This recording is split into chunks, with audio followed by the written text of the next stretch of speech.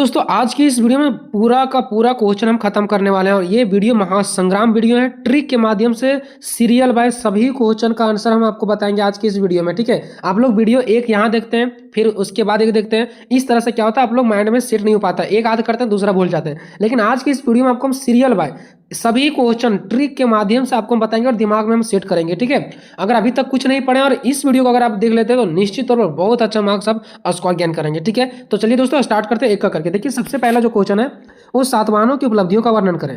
ठीक है, या तो फिर यही क्वेश्चन आपको चेंज करके दे सकता है कि सातवाहनों की राजनीतिक उपलब्धियों का वर्णन करें या सातवाहनों की आर्थिक उपलब्धियों का वर्णन करें। ठीक है, ये तीनों में से कोई भी ये दे दे।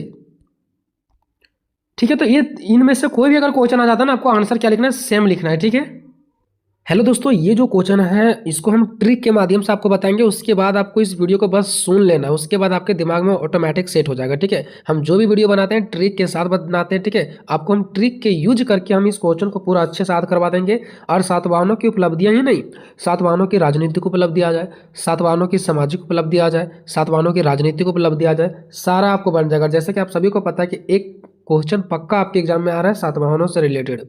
ठीक है, तो इस वीडियो को आपको अंत तक देखना और बिल्कुल आपको ऐसा आंसर बताया जाएगा कि फुल में से फुल नंबर लाओगे। ठीक है, ये नहीं कि अटपटांग आंसर। उपलब्धियां बोल रही है तो उपलब्धियां ही हम लिखेंगे यहाँ पे। ठीक है, तो सबसे पहले मैं आपको ट्रिक को समझाता हूँ। अब यहाँ पे देखिए दोस्तों, इसको देख करके आपको घबराना नहीं है, बस समझना है। ठीक है, ये आपको याद करने की जरूरत नहीं है। देखिए दोस्तों, सातवाहन के बारे में हमको पढ़ना है। ठीक है, और सातवाहन कहाँ पे है, तो यहाँ पे। ठीक है, अब देखिए दोस्तों, ये जो सातवाहन राजवंश है ना, इसके बारे में हम आपको पहले समझाते हैं कि सातवाहन राजवंश होता क्या है। इससे पहले देखिए दोस्तों, कौन कौन सा वंश आए। ठीक है, हर्यक वंश आया, फिर शिशुनाग वंश आया, नंद वंश आया, मौर्य वंश आया, फिर शुंग वंश आया, उसके बाद सातवाहन वंश आए, फिर कुषाण वंश, गुप्त वंश, चोल वंश। ठीक है, फिर पल्लव वंश, आपको पल्लवों के बारे में भी पढ़ना है, फिर आदव वंश, पाल वंश, फिर लोहार वंश, फिर चौहान वंश। ये सभी वंश का धीरे धीरे क्या हुआ, आगमन होते गया। हमें पढ़ना है भी दोस्तों सातवाहन के बारे में। ठीक है, जिसका राजा क्या था, सिमुक था। ये सब क्या होता है, देखिए दोस्तों, सातवाहन, ये जो सातवाहन आपको दिख रहा है इसका निर्माण कैसे हुआ दोस्तों। तो सात का मतलब हो जाता है सात, और वाहन का मतलब हो जाता है एक तरह से गाड़ी। यानी कि वह गाड़ी जिसको सात लोग मिल करके खींच रहे हैं, यानी सात घोड़ा। आप लोग देखे होंगे एक रथ जिसमें सात घोड़ा मिल करके खींचता है। तो इन सात वाहन जो राजवंश थे, यहाँ के राजाओं थे, उन लोगों का मानना था कि हम लोग भी क्या करेंगे, जो यहाँ के राजा हैं वो सात घोड़ों के जैसा खींचेंगे गाड़ी को। लेकिन गाड़ी को खींचने का मतलब है यहाँ के जनता लोगों को खींचेंगे, यहाँ के राज्य को खींचेंगे, यहाँ को विकास करेंगे। इसलिए यहाँ का नाम क्या पड़ गया, सातवाहन राजवंश। ठीक है, अब क्या होता था दोस्तों, ये सब वंश कैसे बनते थे, जैसे कि सातवाहन वंश बना, शुंग वंश बना। देखिए दोस्तों, सबसे पहले क्या होता था, बहुत पहले की बात है, वहाँ पे लोग रहते थे, वो अपने आप किसी भी नाम पर ये वो वंश का नाम रख लेते थे। ठीक है, अब क्या होता था, फिर वो जो राजा रहते थे उसी के बाद उसका बेटा, फिर उसके बेटा, फिर उसका बेटा उस वंश में राज करता था।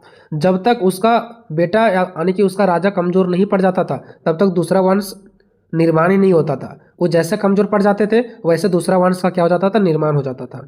फिर जैसे उस वंश का खत्म होता था, यानी कि वहाँ का एक राजा कमजोर पड़ता था, वैसे ही दूसरा वंश स्थापित हो जाता था। दूसरा लोग क्या करते थे, लड़ाई को जीतते थे तो दूसरा वंश को स्थापित कर लेते थे। मान लो कि यहाँ पे 10 राजा थे। ठीक है, वो दसों राजा मजबूत थे, लेकिन जैसे ही 11वां राजा आया वहाँ पे वो कमजोर पड़ गया, उसके बाद फिर दूसरा वंश बन जाता था। ठीक है, यानी कि एक वंश में जब तक वो राजा मजबूत रहता था तब तक दूसरा वंश का निर्माण होता ही नहीं था। लेकिन जैसे ही उसी वंश का एक राजा कमजोर पड़ जाता था वैसे ही दूसरा वंश का निर्माण हो जाता था। ऐसे ही सातवाहन वंश में भी बहुत सारे राजा आए हैं, बहुत सारे राजा आए हैं, लेकिन एक समय ऐसा आता है कि यहाँ का भी एक राजा कमजोर पड़ जाता है, उसके बाद सातवाहन वंश का भी यहाँ पे पतन हो जाता है, खत्म हो जाता है। उसके बाद फिर आता है कुषाण वंश, यहाँ का भी एक राजा ऐसा कमजोर पड़ जाता है बहुत समय की बात। ठीक है, तो ये गुप्त वंश की यहाँ पे क्या होता है, आगमन होता है। मतलब जब तक उस वंश के एक राजा जब तक कमजोर नहीं पड़ते हैं तब तक राजपाट चलता ही रहता है, चलता ही रहता है, चलता ही रहता है, वही सब शासन पाठ चलाते हैं। लेकिन जैसे एक राजा कमजोर हो जाते हैं, मान लो कि उसका आगे आने वाला बेटा क्या पता वो मजबूत रहेंगे, हो सकता है कमजोर निकल जाए और वो शासन को नहीं चला पाए, तो दूसरा राजा उसको हरा करके फिर वो अपना वंश बना लेते हैं एक नया। तो ये हम सातवाहन वंश के बारे में पढ़ रहे हैं, जिसमें से पहला जो यहाँ का राजा आया था जो सबसे ज़्यादा मजबूत थे, जो दूसरा वंश को हरा करके जीते थे। पहला राजा जो होते हैं वो बहुत मजबूत होते हैं क्योंकि दूसरा को हरा करके वो जीतते हैं, बाकी तो आगे का प्रोसेस उसका बेटा का बेटा चलाते हैं ना।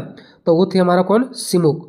अब ये आपको बहुत आसान तरीका से आगे समझ में आने वाला है। ठीक है, तो वही जो सातवंश वंश थे ना, उसी के हमें क्या पढ़ना है, इसकी उपलब्धियों के बारे में पढ़ना है। वहाँ का सांस्कृतिक, वहाँ का सामाजिक, वहाँ का रीति रिवाज, यही सब के बारे में पढ़ना है। ठीक है, देखिए दोस्तों, भले ही समय उधर थोड़ा सा ज़्यादा खपत होगी, लेकिन अब आपको इधर ना कोई भी दिमाग लगाने की जरूरत नहीं है, हर एक पॉइंट समझ में आएगा। ठीक है, तो देख लेते थोड़ा सा सातवाहन का परिचय। ये थोड़ा सा डालोगे ना दोस्तों, तो एग्जामिनर क्या होगा, थोड़ा आपके और अट्रैक्टिव होगा और आपको पेपर में मार्क्स देंगे। ठीक है, देखिए सातवाहन शब्द जो है वो प्राकृतिक शब्द सात से बना है। पहले प्राकृतिक शब्द का ही प्रयोग किया जाता था। ठीक है, सात से आया है, जो सूर्य भगवान के रथ को दिखाता है। रथ मतलब जो रथ को सात घोड़ा नहीं खींचते हैं, जिससे सात घोड़ा खींचते हैं। ठीक है, सातवाहन राजवंश बोलो चाहे सातवाहन साम्राज्य बोलो, बात एक ही पड़ता है। यह प्राचीन भारत का हिंदू राजवंश है। यह बहुत ही पहले समाज का क्या है, हिंदू राजवंश है। सातवाहन वंश की स्थापना जो है 230 से 60 ईसा पूर्व के बीच राजा ने की थी। पहले समय उल्टा चलता था। ठीक है, 230 से 60 ईसा पूर्व के बीच राजा किया था। ठीक है, और वहाँ का जो सातवाहन थे राजवंश था, उसका पहला शासक कौन थे, वो सिमुक थे। कौन थे दोस्तों, सिमुक थे। ठीक है, एक नंबर में आपका आ सकता है कि पहला शासक कौन थे, सिमुक थे। अब इसका कुछ पॉइंट्स पढ़ लेते हैं। सातवाहन राजवंश के जो शासन काल में ब्राह्मणों को भूमि दान करने की प्रथा हुई थी, है ना। इस सातवाहन राजवंश से ही ब्राह्मणों को भूमि दान करने का प्रथा स्टार्ट हुआ था। उसके बाद सातवाहन राजवंश की राजधानी कहाँ है, प्रतिष्ठान थी। यानी जो सातवाहन राजवंश था, इसका एक एरिया रहा होगा, एक जगह रहा होगा कि इतना में किसका राजवंश चलेगा, किसका राजपाट चलेगा, तो सातवाहन का चलेगा। तो इस एरिया का एक राजधानी भी तो रहता होगा ना, तो उसी राजधानी का जो नाम था ना, वो क्या था हमारा, प्रतिष्ठान। ठीक है, एक नंबर में आ सकता है।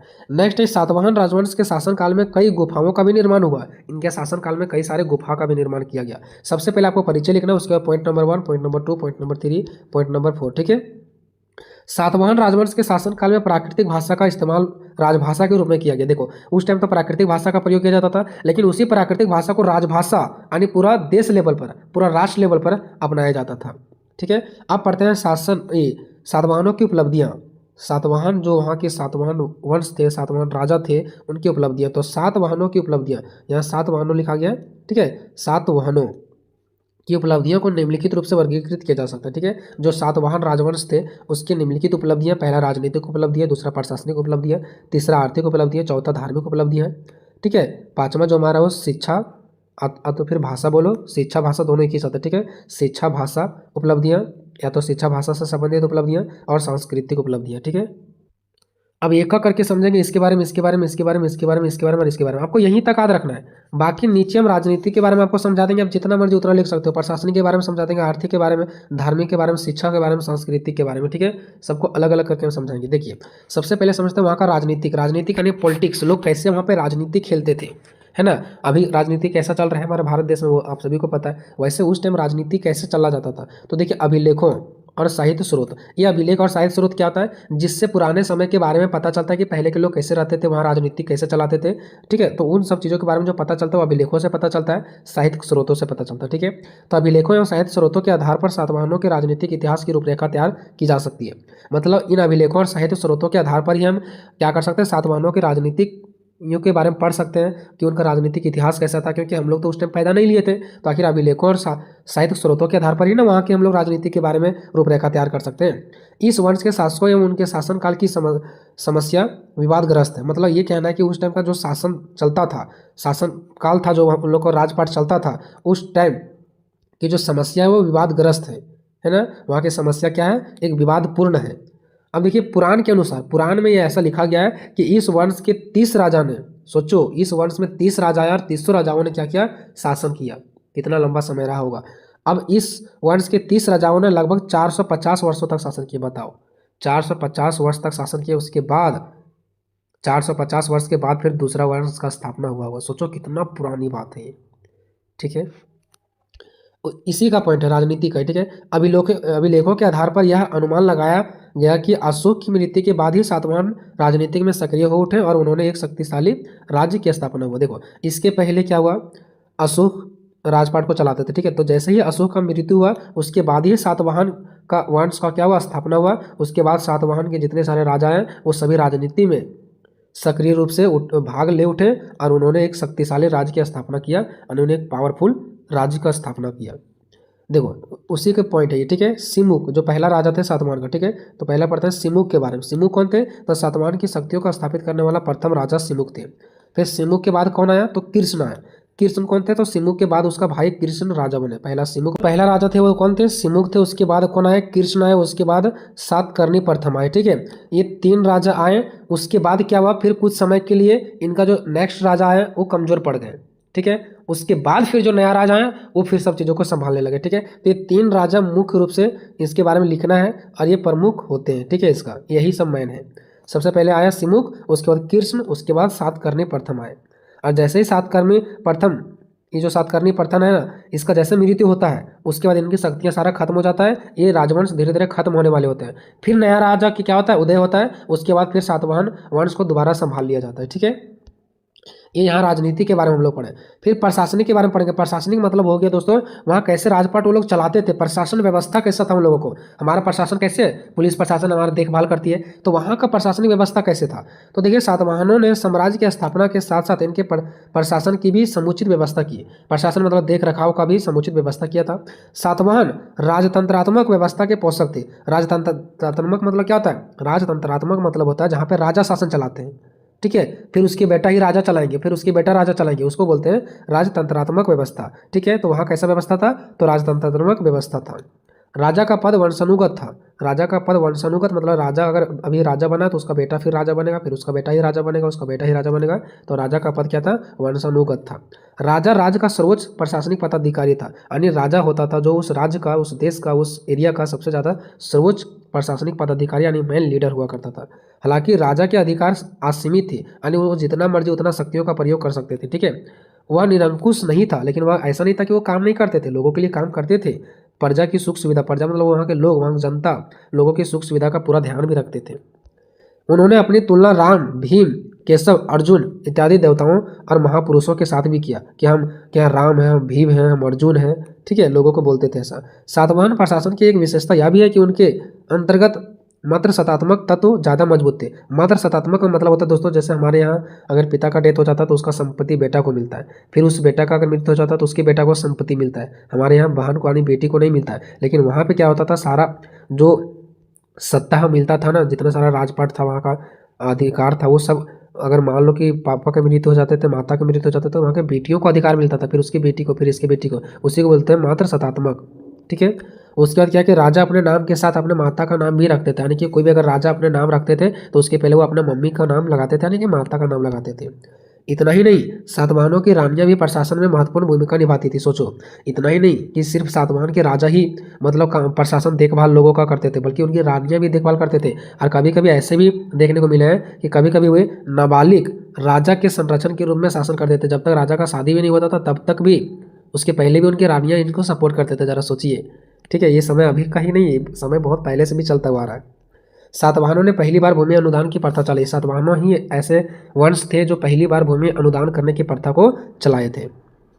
नेक्स्ट, आर्थिक। आर्थिक मतलब वहाँ का पैसा, लोग कैसे पैसा कमाते थे। ठीक है, आर्थिक मतलब यही होता है। सातवाहन युग आर्थिक संपन्नता का युग था। आर्थिक संपन्नता का मतलब उस टाइम आर्थिक की कोई कमी नहीं था, आर्थिक रूप से लोग संपन्न थे, बहुत ज़्यादा इन लोगों के पास आर्थिक वृद्धि था।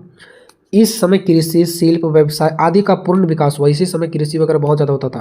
कृषि मुख्य पैसा था, इन लोगों का कमाने का मुख्य जरिया था कृषि। उस समय कृषि में प्रयुक्त होने वाले लोहे के उपकरणों की संख्या बढ़ गई। और उसी समय जो भी हम लोग मतलब हल चलाने के लिए या तो फिर कृषि को उपजाने के लिए जो भी औजार का जरूरत पड़ता था ना, उपकरण का, उसी टाइम उनका संख्या भी बढ़ते जा रहा था उस टाइम। लोहे के निर्मित हथियार, ठीक है, जैसे हो गया कावड़े, हंसियाँ, कुदाल, हल के फल, ठीक है, जो हम लोग हल जोतते हैं उसमें फर नहीं लगता है, इत्यादि उपकरण बड़ी संख्या में क्या हुआ, प्राप्त हुए उसी समय। ठीक है, इससे विस्तृत कृषि का आभास मिलता है। ठीक है, यानी कि वहाँ पे बहुत ज़्यादा कृषि का उपज बढ़ रहा था। चावल एवं कपास की खेती मुख्य रूप से होती थी वहाँ पे। चावल है और खेती है किसका, कपास का, ये मुख्य रूप से वहाँ पे हुआ करता था। कृषि के अतिरिक्त विभिन्न प्रकार के व्यवसायों का भी इस समय उदय हुआ। कृषि तो होता ही था, उसके साथ साथ और भी सारे बिजनेस व्यवसाय का भी विकास हुआ। सोने के आभूषण भी बनाए जाते थे, उस टाइम पैसा कमाया जाता था।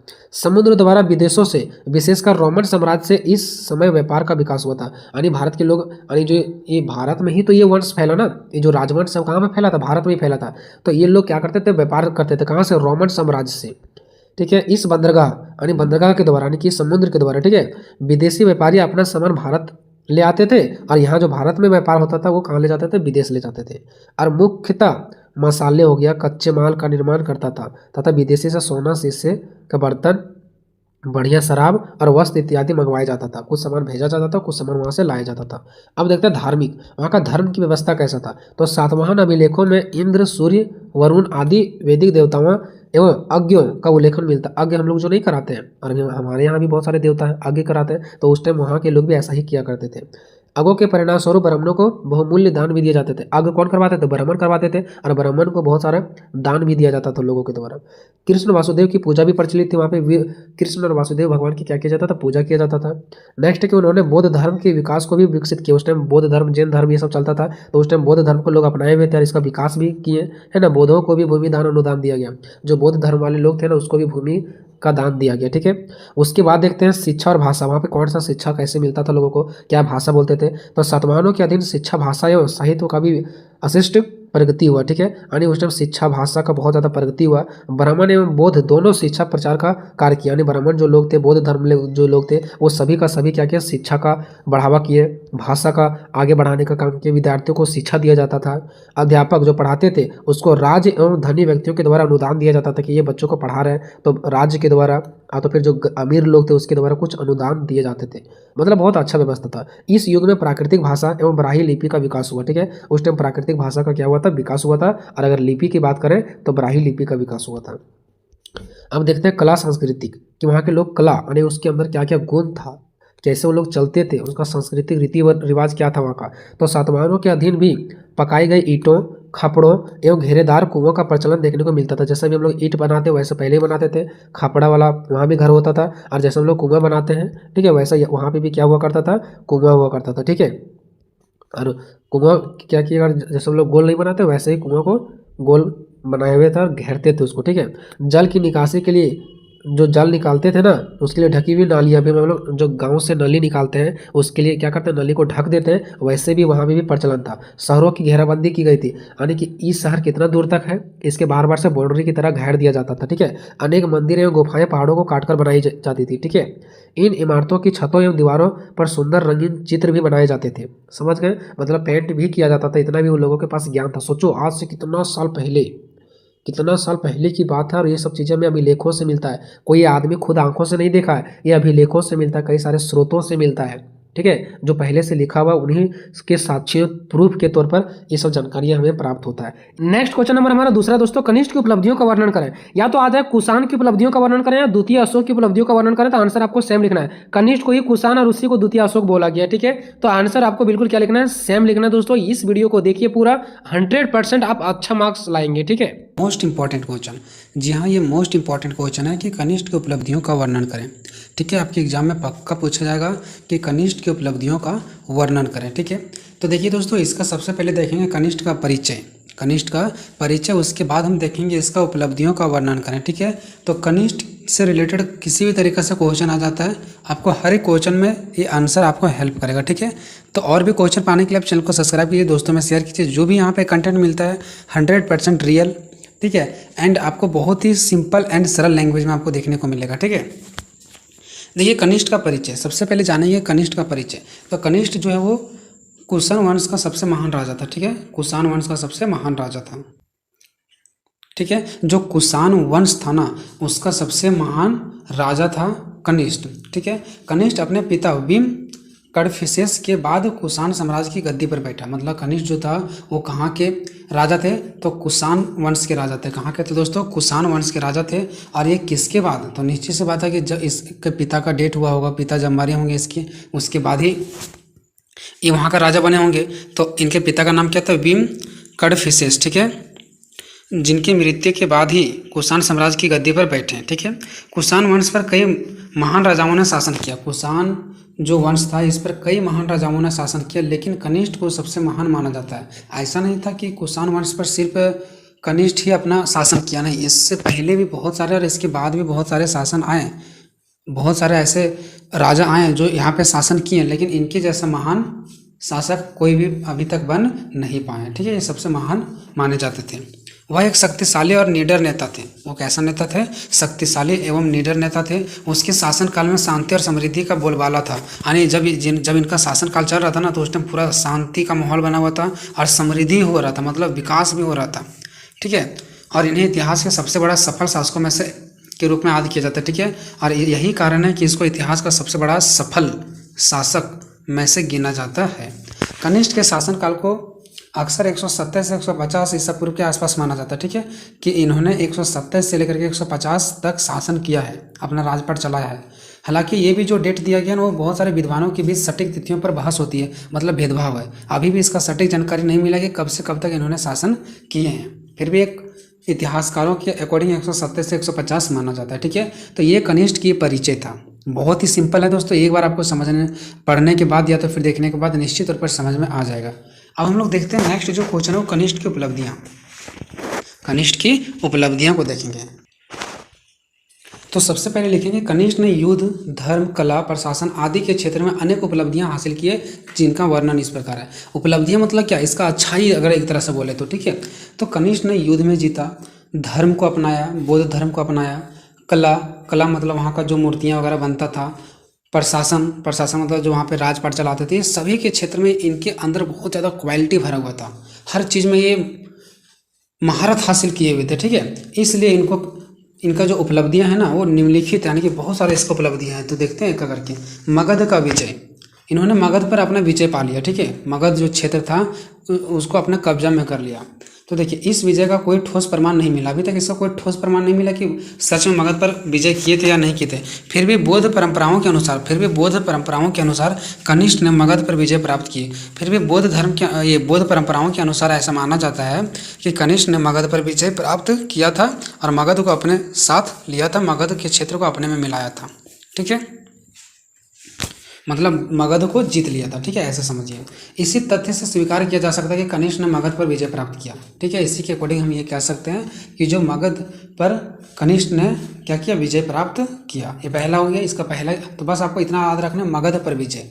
कनिष्क का जो पहला हमारा इसका उपलब्धि वो क्या है, मगध पर विजय। दूसरा क्या है, कश्मीर विजय, कश्मीर पर विजय। देखिए कश्मीर को बहुत बड़ा प्रशासन अपने पूर्वजों से मिला था। कश्मीर को एक बहुत बड़ा प्रशासन मतलब बहुत बड़ा क्षेत्र उसके पूर्वजों से यानी उसके बाप दादा से मिला था। यानी कश्मीर को क्या मिला था, एक बड़ा सा उसके दादाजी या तो फिर उसके पहले के लोग बड़ा सा क्षेत्र इनको दे करके गए थे, प्रशासन, ठीक है, बहुत बड़ा प्रशासन दे करके गए थे। लेकिन अधिकांश भाग जो वो आ रहे थे ना वो बाहर था, यानी भारत से बाहर आ रहा था, ठीक है।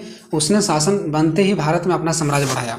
मतलब कश्मीर का बात चल रहा है कि कश्मीर को बहुत बड़ा प्रशासन उनके पूर्वजों ने दे करके गए थे, ठीक है। जिनका अधिकांश भाग जो क्षेत्र दे करके गए थे कश्मीर को, जिनका कश्मीर का अपना था, वो अधिकांश भाग भारत से बाहर था। अधिकांश भाग जो था वो कश्मीर में नहीं, कश्मीर से बाहर था।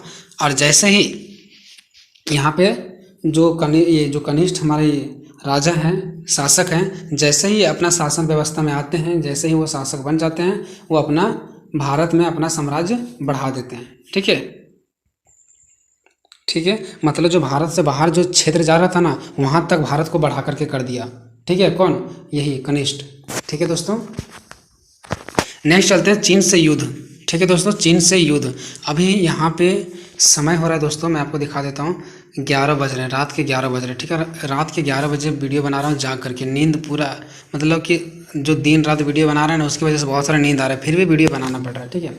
चीन से युद्ध, अब देखिए चीन से जब युद्ध हुआ ना तो उसमें भी इन्होंने क्या कर गए, वहाँ पे जीत गए। सबसे बड़ा इनका उपलब्धि तो यही है कि चीन से भी ये युद्ध जीत गए। तो कनिष्क द्वारा चीन विजय सबसे महत्वपूर्ण विजय मानी जाती है।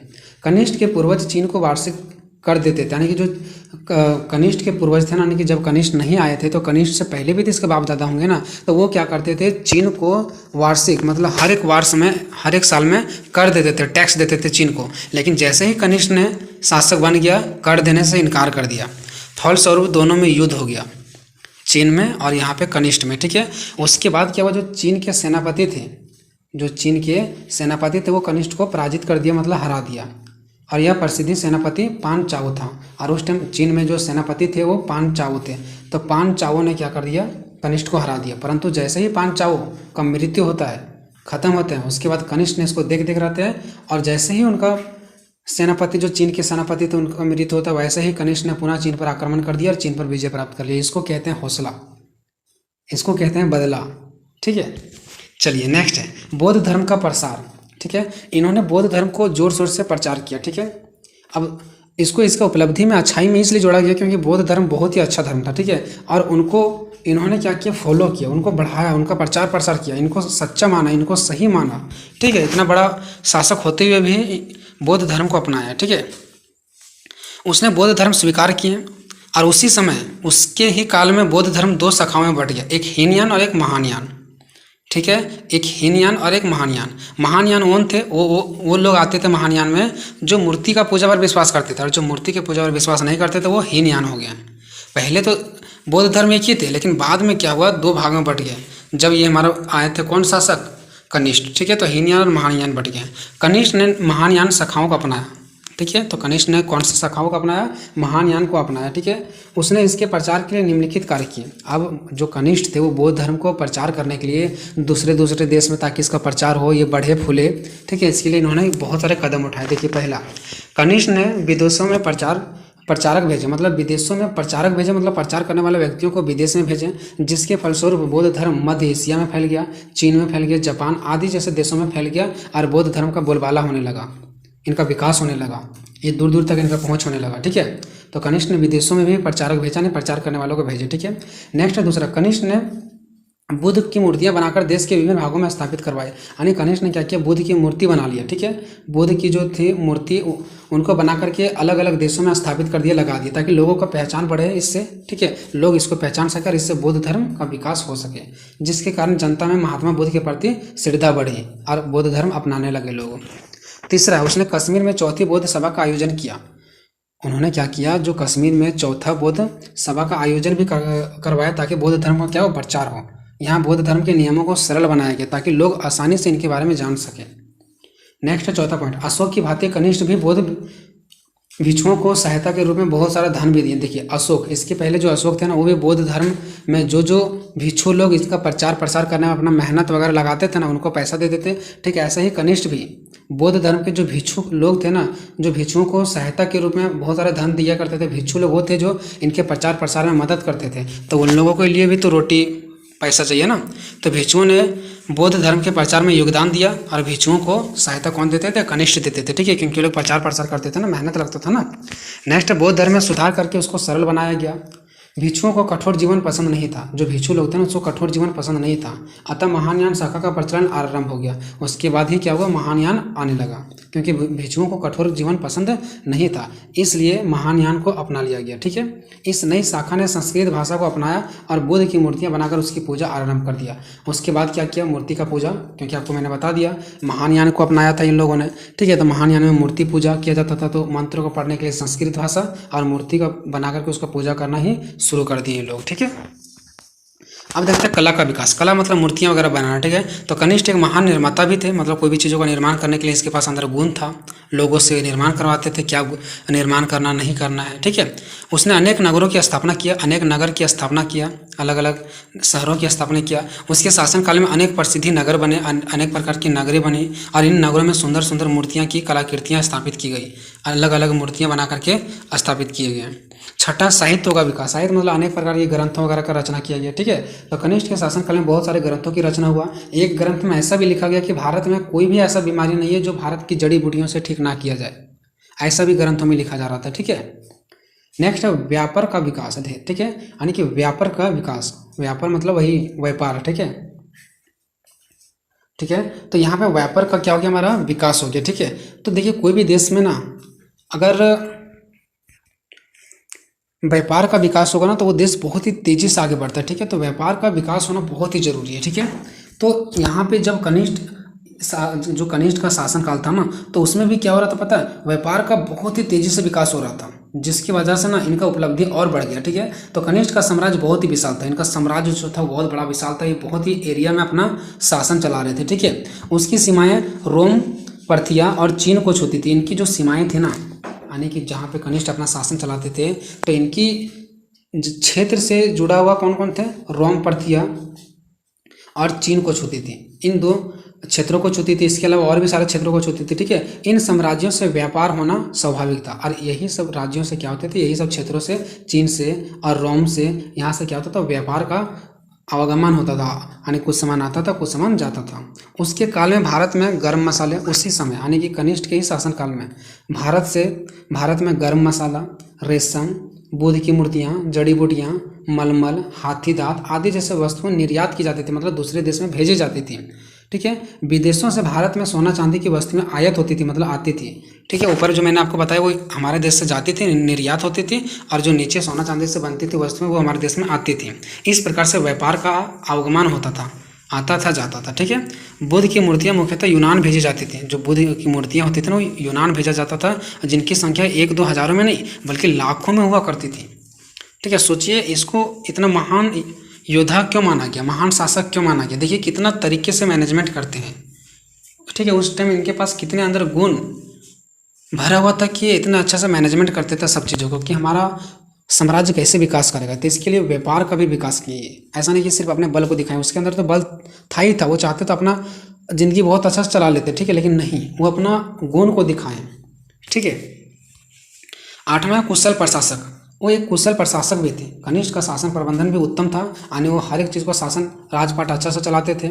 शासन की सारी शक्ति उसके हाथ में थी, शासन व्यवस्था की सारा शक्ति उसके हाथ में था। उसका साम्राज्य बहुत से प्रांतों में बटा हुआ था। उनका जो साम्राज्य, इतना बड़ा साम्राज्य था ना, वो अलग अलग प्रांतों में बटा हुआ था, छोटे छोटे प्रांतों में बटा हुआ था। ठीक है, अतः उसने साम्राज्य में शांति व्यवस्था की स्थापना किया। वो अपने साम्राज्य में पूरा का पूरा शांति व्यवस्था बनाए रखते थे।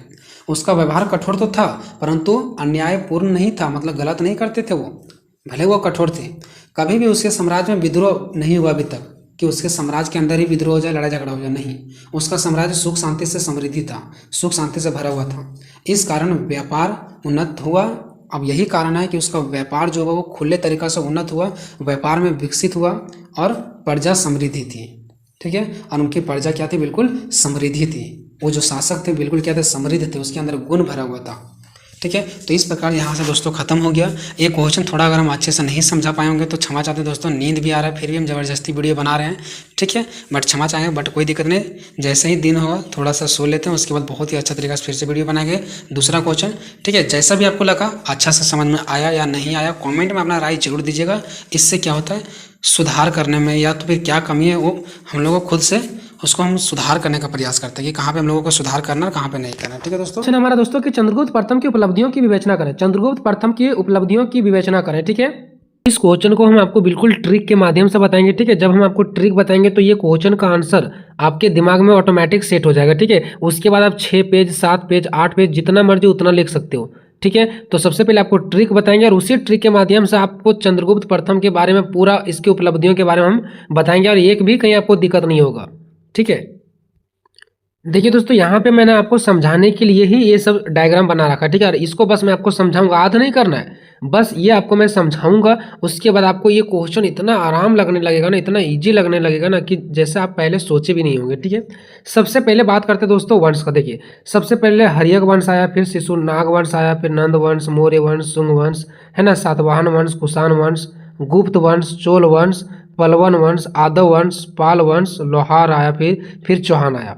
पहले हुआ क्या होता था दोस्तों, देखिए मान लो कि नंद वंश बना दिया गया। ठीक है, अब ये नंद वंश में एक राजा रहते थे, ये सारे राजपाट को चलाते थे। ठीक है, फिर इसी का बेटा राजा बनते थे और वो सारा राजपाट चलाते थे, फिर उसी के बेटा राजा बनते थे और वो सारा राजपाट को चलाते थे। जब तक एक ऐसा राजा, जब तक वो कमजोर नहीं पड़ता था तब तक दूसरा वंश बनता ही नहीं था। अब मान लो इसका ये बेटा जो है, यानी कि ये राजा कमजोर पड़ गया। ठीक है, तो इसको हरा करके फिर नया से एक वंश बन गया, कौन सा, मौर्य वंश। फिर मौर्य वंश में बहुत सारे राजा लोग आते थे। ठीक है, ताकतवर राजा लोग, और वो लोग शासन करते थे जब तक उस राजा में से एक कोई कमजोर नहीं पड़ जाते थे। ठीक है, और दूसरा कोई राजा नहीं जीत जाते थे तब तक दूसरा वंश बनता ही नहीं था। ऐसे ही करते करते आदव वंश भी आए, बहुत सालों तक आदव वंश लोग राजपाट किए। ये आया, फिर उसके बाद वो राजा, फिर उसके बाद वो राजा, उसके बाद वो राजा। जब कोई राजा कमजोर पड़ जाते थे वैसे ही दूसरा वंश उसको हरा करके नया वंश बना देते थे। ठीक है, तो हमें जो इस क्वेश्चन में वंश पढ़ना हो, गुप्त वंश के बारे में पढ़ना है। गुप्त वंश कौन सा है दोस्तों, यहाँ पे देखिए गुप्त वंश। इसके पहले सातवाहन वंश पढ़े होंगे आप लोग, इसके बाद कुषाण वंश आया, उसके बाद गुप्त वंश आया। ठीक है, तो उसी गुप्त वंश के बारे में हमको पढ़ना है, एक गुप्त वंश। तो गुप्त वंश में भी बहुत सारे राजा हैं। पहले श्री गुप्त राजा हैं, ये ताकतवर थे। तो गुप्त वंश चलता रहा। फिर चंद्रगुप्त प्रथम आया, इसका नाम ही प्रथम है। आप लोगों को लग रहा होगा कि ये पहली बार आए होंगे इसलिए प्रथम लिखा गया, नहीं, इसका नाम ही प्रथम है, ठीक है। तो फिर दूसरा गुप्त वंश को चलाने वाले राजा कौन आया? चंद्रगुप्त प्रथम। फिर उसके बाद इसको चलाने वाला राजा कौन आया? समुद्रगुप्त। उसके बाद चंद्रगुप्त द्वितीय आया, फिर कुमारगुप्त आया, फिर सकंदगुप्त आया। धीरे ऐसे ऐसे ये राजा लोग आते गए, ठीक है। अब ये राजा लोग आते गए और धीरे धीरे कमजोर पड़ते गए। जैसे ही कमजोर पड़े उसके बाद गुप्त वंश क्या हो गया? खत्म हो गया। और जैसे ही गुप्त वंश खत्म होगा वैसे ही चोल वंश आ गया फिर, ठीक है। तो इसमें हमें किसी भी चीज़ों के बारे में नहीं पढ़ना, बस ये पढ़ना है कि एक गुप्त वंश था, उसका जो शासक था वो क्या थे? चंद्रगुप्त प्रथम थे। लेकिन इससे पहले श्री गुप्त है, तो इसको संस्थापक माना जाता है, श्री गुप्त को। लेकिन जो वास्तविक संस्थापक थे वो कौन थे? चंद्रगुप्त प्रथम थे, ध्यान दीजिएगा, ठीक है। वास्तविक जो इसका संस्थापक थे वो चंद्रगुप्त प्रथम को माना गया, ठीक है। हाँ, ये पहली बार आए हैं पहले नंबर पर, इसलिए इसको संस्थापक माना जाता है। लेकिन जो सच का वास्तविक संस्थापक है वो चंद्रगुप्त प्रथम है, ठीक है। बस इतना ही आपको यहाँ पे समझना। एक पॉइंट यहाँ पे आपको और भी याद रखना है कि गुप्त वंश के जो वास्तविक संस्थापक थे वो कौन थे? चंद्रगुप्त प्रथम थे। और चंद्रगुप्त प्रथम के पिता का नाम क्या था? तो घटोत्कच था। क्या था? घटोत्कच, ठीक है, ये आपको याद रखना है। अब इस क्वेश्चन का आंसर इतना आसानी तरीका से आप समझ जाओगे ना कि आप कभी सोचे भी नहीं होंगे कि इतना आसान तरीका से हम समझेंगे, ठीक है। देखिए अब देखते हैं चंद्रगुप्त प्रथम की उपलब्धियां, ठीक है। चंद्रगुप्त प्रथम की उपलब्धियां, इसके पहले जो हम ट्रिक बताएं वो कहीं आप लिख लीजिए तभी समझ में आएगा, ठीक है। चलिए सबसे पहले परिचय, घटोत्कच। आपको बताए थे कि चंद्रगुप्त प्रथम के क्या थे? पिता थे। तो घटोत्कच के बाद जो गुप्त वंश है उसका अगला उत्तराधिकारी घटोत्कच का पुत्र यानी कि चंद्रगुप्त प्रथम गद्दी पर बैठा। मतलब ये जो चंद्रगुप्त प्रथम थे वो घटोत्कच के बेटा थे और ये गुप्त वंश के वास्तविक संस्थापक थे, पता है ना, ठीक है। इसका शासनकाल 319 ईसा पूर्व से लेकर के 350 ईसा पूर्व तक था। चंद्रगुप्त प्रथम को गुप्त वंश का वास्तविक संस्थापक माना जाता है, जैसे कि मैंने आपको बताया। उनके शासनकाल के दौरान साम्राज्य का बहुत ही अधिक विस्तार हुआ और जिस टाइम चंद्रगुप्त प्रथम शासन चला रहे थे ना उस टाइम उसका बहुत ही अधिक विस्तार हुआ, बहुत ही बढ़ावा हुआ। इसके अलावा उनके शासनकाल में कला, संस्कृति, साहित्य और विज्ञान और अनेक प्रकार के तकनीकों क्षेत्र में भी प्रगति हुआ। मतलब प्रगति ही प्रगति हुआ, जिसके कारण इनके शासनकाल को, किसके शासनकाल को? चंद्रगुप्त प्रथम के शासनकाल को भारत के इतिहास को स्वर्ण युग भी माना जाता है, यानी सोना का युग माना जाता है, ठीक है। तो घटोत्कच के ही जो बेटा थे वो कौन थे? चंद्रगुप्त प्रथम थे। अरे किस वंश से आते थे? तो गुप्त वंश से आते थे, ठीक है। चलिए ये इसका हम लोगों ने परिचय देखा, ठीक है। अब इसी का कुछ पॉइंट देख लेते हैं। इसके शासनकाल में गुप्तों की शक्तियां के साथ ही साथ प्रतिष्ठा में भी वृद्धि हुआ। मतलब गुप्त मतलब क्या? जो गुप्त वंश के लोग, राजा जो लोग थे ना, उसके पास शक्तियां तो प्राप्त था ही था, इसके साथ साथ लोगों को प्रतिष्ठा भी मिलता था, ठीक है, इज्जत भी मिलता था। नेक्स्ट है कि इतिहासकारों के अनुसार गुप्त वंश का पहला स्वतंत्र शासक चंद्रगुप्त प्रथम ही थे, ठीक है। यानी कि इतिहासकारों का मानना है कि जो गुप्त वंश है ना इसका पहला स्वतंत्र शासक जो है वो कौन है? चंद्रगुप्त प्रथम। हालांकि गुप्त वंश का जो पहला शासक था वो श्रीगुप्त था, लेकिन स्वतंत्र वास्तविक जो माना गया वो किसको माना गया है? चंद्रगुप्त प्रथम को माना गया है। नेक्स्ट, चंद्रगुप्त प्रथम ने गुप्त वंश को एक साम्राज्य के रूप में स्थापित किया है ना। चंद्रगुप्त जो प्रथम थे वो गुप्त वंश को एक साम्राज्य के रूप में, एक साम्राज्य के रूप में बनाया, इसको स्थापित किया, लागू किया। और यह प्रारंभिक शासकों में सर्वाधिक शक्तिशाली भी थे और यह सबसे ज्यादा शक्तिशाली शासक रहे। कौन? चंद्रगुप्त प्रथम। गुप्त वंश का संस्थापक श्री गुप्त थे। आपको पता होगा कि पहला इसका जो संस्थापक थे गुप्त वंश के, वो पहला संस्थापक कौन थे? तो श्री गुप्त थे। लेकिन इस वंश का वास्तविक संस्थापक चंद्रगुप्त प्रथम को माना जाता है, ठीक है। पहले आए थे श्रीगुप्त, लेकिन जो वास्तविक संस्थापक है वो चंद्रगुप्त प्रथम को माना जाता है। अब देखते हैं दोस्तों चंद्रगुप्त प्रथम की उपलब्धियां, जो कि बहुत ही आसान है। सबसे पहला देखते हैं चंद्रगुप्त प्रथम की उपलब्धियां। साम्राज्य की स्थापना और विस्तार। सबसे पहला चंद्रगुप्त प्रथम क्या काम किए थे? तो साम्राज्य की स्थापना किए थे, है ना। साम्राज्य की क्या किया था? स्थापना, यानी साम्राज्य को बनाए थे गुप्त वंश को, और इसका विस्तार भी किए थे, इसमें बढ़ावा भी किए थे, ठीक है। चंद्रगुप्त प्रथम ने अपने साम्राज्य का विस्तार करते हुए मगध जो अभी कहाँ पे? बिहार में है, प्रयाग जो कि अभी इलाहाबाद में, और साकेत जो भी अयोध्या को बताया जाता है, ये सभी को अपने अधीन किया। मतलब ये सब जगह को जीत लिया और अपने अंदर में कर लिया। सोचिए, उनकी साम्राज्यवादी नीति ने गुप्त वंश को एक छोटे राज्य से एक विशाल साम्राज्य बना दिया। गुप्त वंश बहुत छोटा था, लेकिन उसके शक्ति से, उसके कारोबार से क्या हुआ, एक जो गुप्त वंश एक छोटा राज्य था वो एक विशाल राज्य बदल गया, विशाल राज्य में बदल गया। ठीक है, नेक्स्ट है शांति और स्थिरता का युग। यानी जब गुप्त वंश के शासक चंद्रगुप्त प्रथम जब तक रहे ना, तब तक वहाँ उस राज्य में वहाँ के लोग बिल्कुल शांत रहते थे और स्थिरता का युग माना जाता है। स्थिर रहते थे, शांत रहते थे ना। उनके शासनकाल में राजनीतिक स्थिरता और सामाजिक शांति बनी रही, जिसने गुप्त वंश को अपनी शक्ति और सांस्कृतिक धरोहर को बढ़ाने का क्या मिला, अवसर दिया। ठीक है, मतलब उस समय क्या हुआ, शांति और स्थिरता बना हुआ था, जिसके वजह से गुप्त वंश को आगे बढ़ने का मौका मिला। ठीक है, किसको, चंद्रगुप्त प्रथम को गुप्त वंश को आगे बढ़ाने का मौका मिला। क्यों, क्योंकि वहां पे शांति बना हुआ था। ठीक है, चंद्रगुप्त प्रथम का विवाह देखते हैं। नेक्स्ट हमारा जो तीसरा पॉइंट है वो क्या है, चंद्रगुप्त प्रथम की विवाह। अब विवाह भी एक इसका बहुत ही इंपॉर्टेंट उपलब्धियां हैं। कैसे, वो देखिए, चंद्रगुप्त प्रथम ने लिच्छवी वंश, ये भी एक वंश है। ठीक है दोस्तों, लिच्छवी वंश की राजकुमारी, ठीक है, यहाँ कुमारी देवी से विवाह किया। ठीक है, मतलब जो चंद्रगुप्त प्रथम थे ना, वो लिच्छवी वंश के राजकुमारी का नाम क्या था, कुमारी देवी से विवाह कर लिए।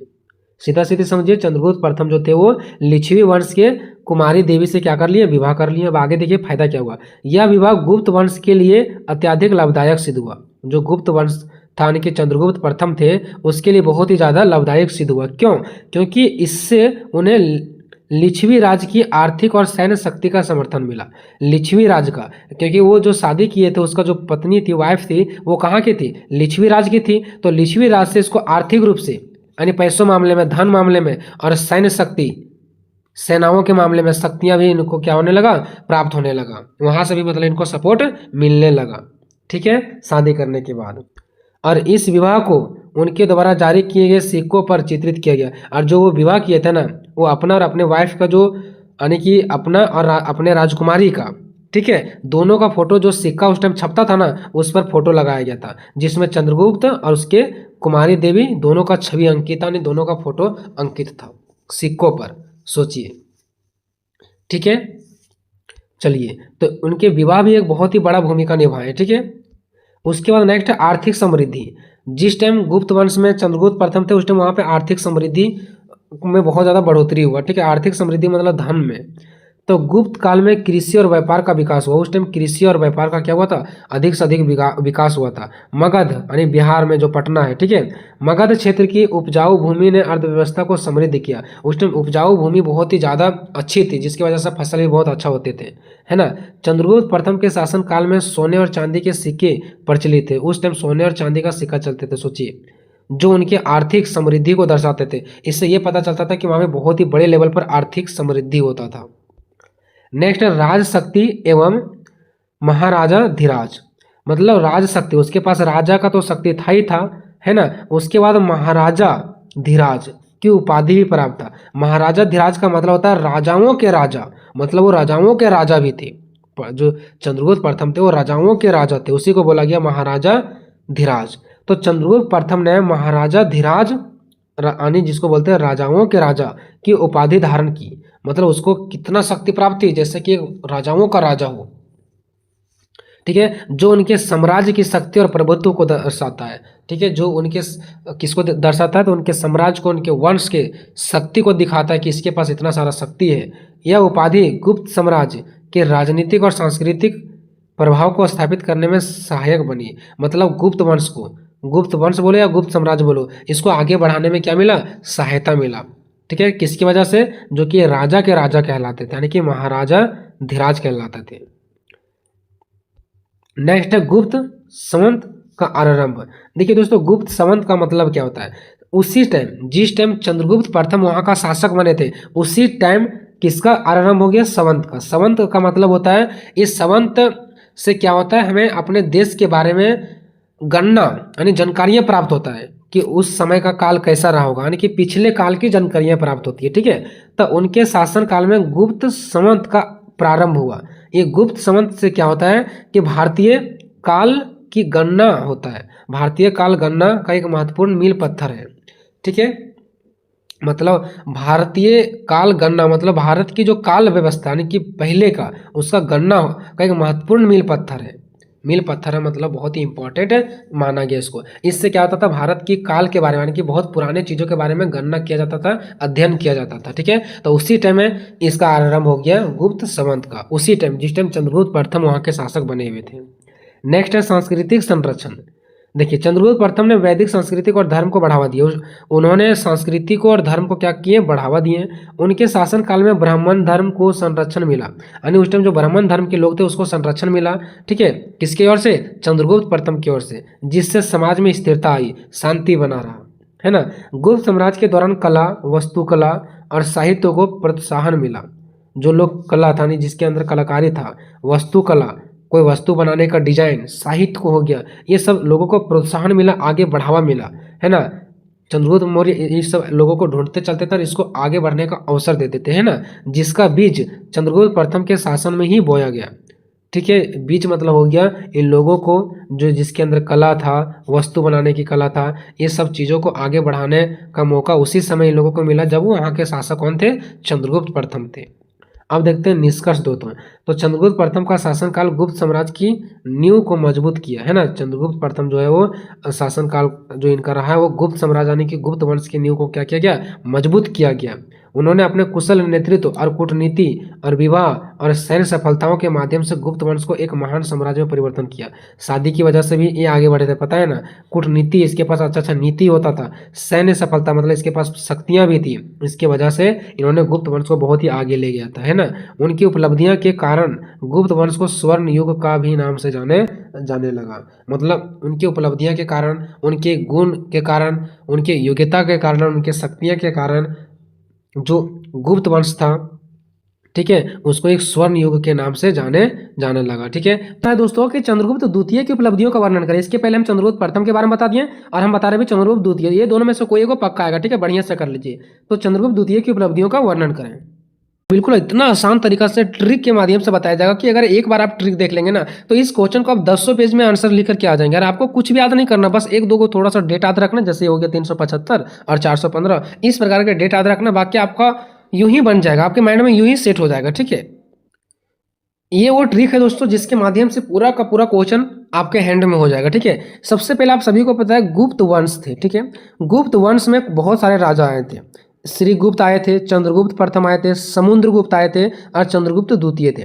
पहले अलग अलग वंश हुआ करते थे, जैसे यादव वंश हो गया, गुप्त वंश हो गया, राजपूत वंश हो गया। और उस वंश में एक व्यक्ति वहाँ का राजा है, फिर उसका बेटा ही वहाँ का राजा बनेगा, फिर उसका बेटा ही वहाँ राजा बनेगा। ऐसे ही एक गुप्त वंश थे और इसका पहला जो राजा था वो श्रीगुप्त थे, फिर इसका बेटा चंद्रगुप्त वन प्रथम, ठीक है, चंद्रगुप्त प्रथम बने, फिर उसका बेटा समुद्रगुप्त बने, फिर उसका बेटा चंद्रगुप्त द्वितीय यानी दूसरा, ठीक है, वो बने। मतलब सब ये एक दूसरे के बेटा, इसका बेटा ये, फिर इसका बेटा ये और फिर इसका बेटा ये। आपको यहाँ तक याद रखना है। ठीक है, उसके बाद याद रखना है कि यहाँ पे ज़्यादा श्रीगुप्त का बात नहीं चला है। उसके बाद चंद्रगुप्त प्रथम एक लिच्छवी वंश की कुमारी देवी से शादी किए थे। इसका बेटा जो समुद्रगुप्त था उन्होंने कुषाण वंश के लड़के से शादी किए थे। और जो अभी हम पढ़ेंगे क्वेश्चन में चंद्रगुप्त द्वितीय, ठीक है, ये जो है राजा ये नागवंश के लड़के से शादी किए थे। इतना आपको यहाँ पे फिलहाल याद रखना। उसके बाद देखिए हमें पढ़ना चंद्रगुप्त द्वितीय के बारे में। इन्होंने शादी किए थे नागवंश की एक लड़की से, ठीक है। लेकिन ये जो चंद्रगुप्त द्वितीय है ना, इसका एक बेटी थी जिसका नाम है प्रभावती पुत्र। इसका जो पुत्री थी उसका नाम क्या था, प्रभावती। और ये प्रभावती का जो विवाह है वो एक वाकाटक वंश के नरेश रुद्रसेन के साथ शादी करवा देते हैं। आखिर चंद्रगुप्त द्वितीय अपने बेटी का यानी कि अपनी पुत्री प्रभावती का शादी अपने ही वंश में क्यों नहीं करवाते हैं, गुप्त वंश में ही, ये दूसरा वंश में क्यों ले जाते हैं। यानी कि वाकाटक ना, जैसे गुप्त वंश है ना वैसे ही एक वाकाटक भी वंश है, वहाँ का राजा कौन है, नरेश रुद्रसेन। तो इससे शादी क्यों करा दिया, ताकि वहाँ से चंद्रगुप्त द्वितीय को मदद मिल जाए। ठीक है, वहाँ से चंद्रगुप्त द्वितीय को क्या हो जाए, मदद मिल जाए, इसलिए वहाँ पर ये रिश्ता तय किए, ठीक है, ताकि फायदा हो। चलिए अब ये पता चल गया कि श्रीगुप्त का बेटा कौन है, चंद्रगुप्त प्रथम, चंद्रगुप्त का बेटा समुद्रगुप्त और समुद्रगुप्त का बेटा चंद्रगुप्त द्वितीय। इस प्रकार से हम बोल सकते हैं कि जो अभी के क्वेश्चन में हमको पढ़ना है चंद्रगुप्त द्वितीय, इसका पापा कौन है, तो इसका पापा है समुद्रगुप्त, ठीक है। और इसका दादाजी कौन है, तो चंद्रगुप्त प्रथम, यानी कि चंद्रगुप्त प्रथम के पोता का नाम है चंद्रगुप्त द्वितीय, ठीक है। और समुद्रगुप्त का बेटा का नाम है चंद्रगुप्त द्वितीय। ये बात आपको क्लियर हो गया यहाँ पे। चलिए, अगर उधर आपका सब कुछ समझ में आ गया तो यहाँ भी आपको समझने से कोई भी रोक नहीं सकता, 100% समझ में आएगा। चंद्रगुप्त द्वितीय की उपलब्धियों का वर्णन करना है। किसके बारे में बताना है? चंद्रगुप्त द्वितीय के बारे में। तो थोड़ा सा इसका परिचय पढ़ लेते हैं। चंद्रगुप्त द्वितीय गुप्त साम्राज्य बोलो चाहे गुप्त वंश बोलो, ठीक है, कि एक महान राजा थे। हम भी देखें बहुत सारे राजा थे, एक के बाद एक के बाद एक के बाद सारा आते गए। तो चंद्रगुप्त द्वितीय भी गुप्त साम्राज्य के महान राजा थे। चंद्रगुप्त द्वितीय समुद्रगुप्त के पुत्र थे। आपको मैंने अभी बताया, जाके देख लीजिए फिर से। चंद्रगुप्त द्वितीय जो है जिसके बारे में हम लोग पढ़ रहे हैं वो समुद्रगुप्त के पुत्र थे और चंद्रगुप्त प्रथम के पोते थे, है ना। और उनका शासन काल जो शासन किया वो 375 से लेकर के 415 ईसा पूर्व तक रहा था, ईस्वी तक रहा था, ठीक है। 375 से 415 तक इन्होंने शासन किया, अर्थात कुल 40 वर्षों तक इन्होंने शासन किया वहाँ पे, ठीक है। उसके बाद देखिए उन्हें विक्रमादित्य की उपाधि से भी जाना जाता है। मतलब चंद्रगुप्त द्वितीय का दूसरा नाम क्या है? विक्रमादित्य, ठीक है, विक्रमादित्य इसके नाम से भी जाना जाता है। ये हो गया इसका परिचय। अब थोड़ा सा इसके बारे में कुछ जानते हैं पॉइंट दे करके। उनके शासन काल के दौरान कला का, वस्तु कला का और मूर्ति कला का, जैसे कला मतलब कुछ भी चीज़ बनाना, वस्तु बनाना, मूर्तियां बनाना, ये सब चीज़ों का विकास हुआ था। और प्राचीन भारत और पुराने भारत के संस्कृति का भी विकास हुआ था। सोचिए, पुराना भारत का संस्कृति भी बहुत ज़्यादा आगे बढ़ गया था उस टाइम। उनके शासनकाल में गुप्त साम्राज्य का विस्तार हुआ। गुप्त साम्राज्य मतलब गुप्त वंश का विस्तार हुआ, बहुत बड़ा लेवल पर इसको विस्तार किया गया। उन्होंने कला का, संस्कृति का, धर्म का, गणित और खगोल विज्ञान को बढ़ावा दिया। इन्होंने कला को बढ़ावा दिया, संस्कृत को बढ़ावा दिया, धर्म, गणित और खगोल और विज्ञान को बढ़ावा दिया। चंद्रगुप्त द्वितीय ने चांदी के सिक्के भी जारी करने का काम किया। सोचिए, चांदी का सिक्का। नेक्स्ट है चंद्रगुप्त द्वितीय के शासनकाल में भारत में विकास हुआ, उसको स्वर्ण युग भी कहा गया। यानी चंद्रगुप्त द्वितीय जिस टाइम वो शासन राजपाट चला रहे थे उस टाइम जो भारत में विकास हुआ ना, बहुत तेजी से विकास हुआ, इसलिए उसको स्वर्ण युग कहा जाता है, सोना का युग कहा जाता है। कि जिस टाइम चंद्रगुप्त द्वितीय थे उस टाइम हमारा भारत में सोना का युग था, ऐसा बोला जाता है, ठीक है। अब देखते हैं चंद्रगुप्त द्वितीय का उपलब्धियाँ। तो इसके निम्नलिखित उपलब्धियाँ। पहला, शकों का दमन। ये शको एक राजा है, ठीक है। शको जैसे हो गया ना, शको एक राजा लोग है, ठीक है। तो इस शको राजाओं को क्या कर दिया? दमन कर दिया और उसको अपने में मिला लिए। वैवाहिक संबंध, वैवाहिक मतलब विवाह संबंध। ये देख रहे हैं, अपना भी शादी कर रहा है दूसरे वंश की लड़की से और अपना बेटी का भी शादी करवा रहे हैं दूसरे वंश से, ताकि वहाँ के राजा का मुझे क्या मिले? सपोर्ट मिले। तो ये वैवाहिक संबंध यानी कि विवाह में भी संबंध बना रहे हैं और ये भी एक इसका उपलब्धियाँ हैं, ठीक है। ये भी इसका एक पॉइंट ही है। धर्म के क्षेत्र में उपलब्धि, ये धर्म के क्षेत्र में भी इसको एक उपलब्धि देखने को मिलता है। साहित्यों के क्षेत्र में, साहित्य मतलब हो गया इसके पास बड़े बड़े विद्वान लोग भी है इसके अंदर, बुद्धिजीवी लोग जिसके पास अधिक से अधिक ज्ञान है वो भी इसके अंडर में है। चंद्रगुप्त द्वितीय का शासनकाल, और इसका एक शासनकाल भी है, मतलब शासन भी तो किया ना। चंद्रगुप्त द्वितीय के सिक्के, इन्होंने सिक्के भी छापे चांदी के। चंद्रगुप्त द्वितीय का विजय, इन्होंने विजय प्राप्त किया, अलग अलग जगहों में विजय प्राप्त किया। गणराज्यों पर विजय यानी कि इन्होंने अलग अलग क्षेत्रों को अपने में मिला लिया। पूर्वी प्रदेश को भी अपने में मिला लिया। तो ये इसका हम लोग को देखना है विशेषताएं। अब हम लोग एक का करके देखेंगे सभी को, ठीक है। बस हम पढ़ते जाएंगे, आपको यूं ही समझ में आ जाएगा, ठीक है। पहले देखते हैं शकों का दमन। तो चंद्रगुप्त के काल, यानी चंद्रगुप्त मतलब वही चंद्रगुप्त द्वितीय, ठीक है। चंद्रगुप्त के काल की सार्वजनिक महत्वपूर्ण घटना शकों की पराजित थे, ठीक है, पराजय थी। यानी शकों को इन्होंने हरा दिया। जो शकों के राजा थे ना, उनको हरा दिए चंद्रगुप्त द्वितीय, पराजित कर दिए, हरा दिए चंद्रगुप्त सर्वप्रथम। तो चंद्रगुप्त द्वितीय ने ध्रुव देवी और साम्राज्य की रक्षा के लिए स्त्री वेश में जाकर राजा का वध किया। मतलब स्त्रियों का, ध्रुव देवी और साम्राज्य की रक्षा के लिए स्त्री वेश में जाकर के, जरा सोचिए कि सबसे पहले क्या किए चंद्रगुप्त द्वितीय ने? ध्रुव देवी और साम्राज्य की रक्षा के लिए, ठीक है, ताकि ध्रुव देवियों का और साम्राज्य की रक्षा हो सके, इसके लिए स्त्री वेश में गए। मतलब चंद्रगुप्त द्वितीय स्त्री बन करके गए और राजा का वध किए, राजा को हराए, राजा को अपने वश में किए, जरा सोचिए। और इसके पश्चात जब वह सम्राट बना तो उसने भारत के अन्य भागों को भी जीत गया। देख लिए शकों, ये जो शकों का दमन है ना, शकों का राजा, इनको कैसे हराए? तो स्त्री के वेश में जाकर के उसको वश किए, वध किए, अपने वश में किए, ठीक है। शकों के आक्रमण का भय समाप्त होने से, अब देखिए उसको, जो शकों के राजा थे उसको तो चंद्रगुप्त द्वितीय अपने हैंड में कर लिए, अपने अंदर कर लिए। अब जो एक भय बना हुआ था कि शकों के जो राजा लोग हैं वो हमारे ऊपर हमला कर सकते हैं, क्योंकि ये लोग मजबूत लोग थे, वो शक, अब डर जो भय था वो खत्म हो गया। तो शकों के आक्रमण का भय समाप्त होने से चंद्रगुप्त द्वितीय की शक्ति, प्रतिष्ठा और प्रतिभा, सेनापतित्व में जन विश्वास बढ़ा, यानी लोगों का विश्वास बढ़ा कि अब हमारे ऊपर जो शकों का आक्रमण होने वाला था उससे हम लोग बच गए। तो ये सारा खेल किसका था? चंद्रगुप्त द्वितीय का था। ठीक है, तो चंद्रगुप्त द्वितीय का शक्ति का लोग उजागर करने लगे, उसका प्रतिष्ठा करने लगे, प्रतिभा को बताने लगे, सेनापतित्व में जन विश्वास बढ़ा सभी लोगों का। किसके प्रति? चंद्रगुप्त द्वितीय के प्रति। यह लोकप्रियता विभिन्न राज्यों में इतनी अधिक थी कि अन्य राजाओं को विद्रोह करने से जनता की शक्ति का भय लगने लगा तथा वे शांत हो गए। मतलब देखिए, ये शको राजा को हरा दिए, इसके बाद लोगों इनका अंदर मतलब लोगों को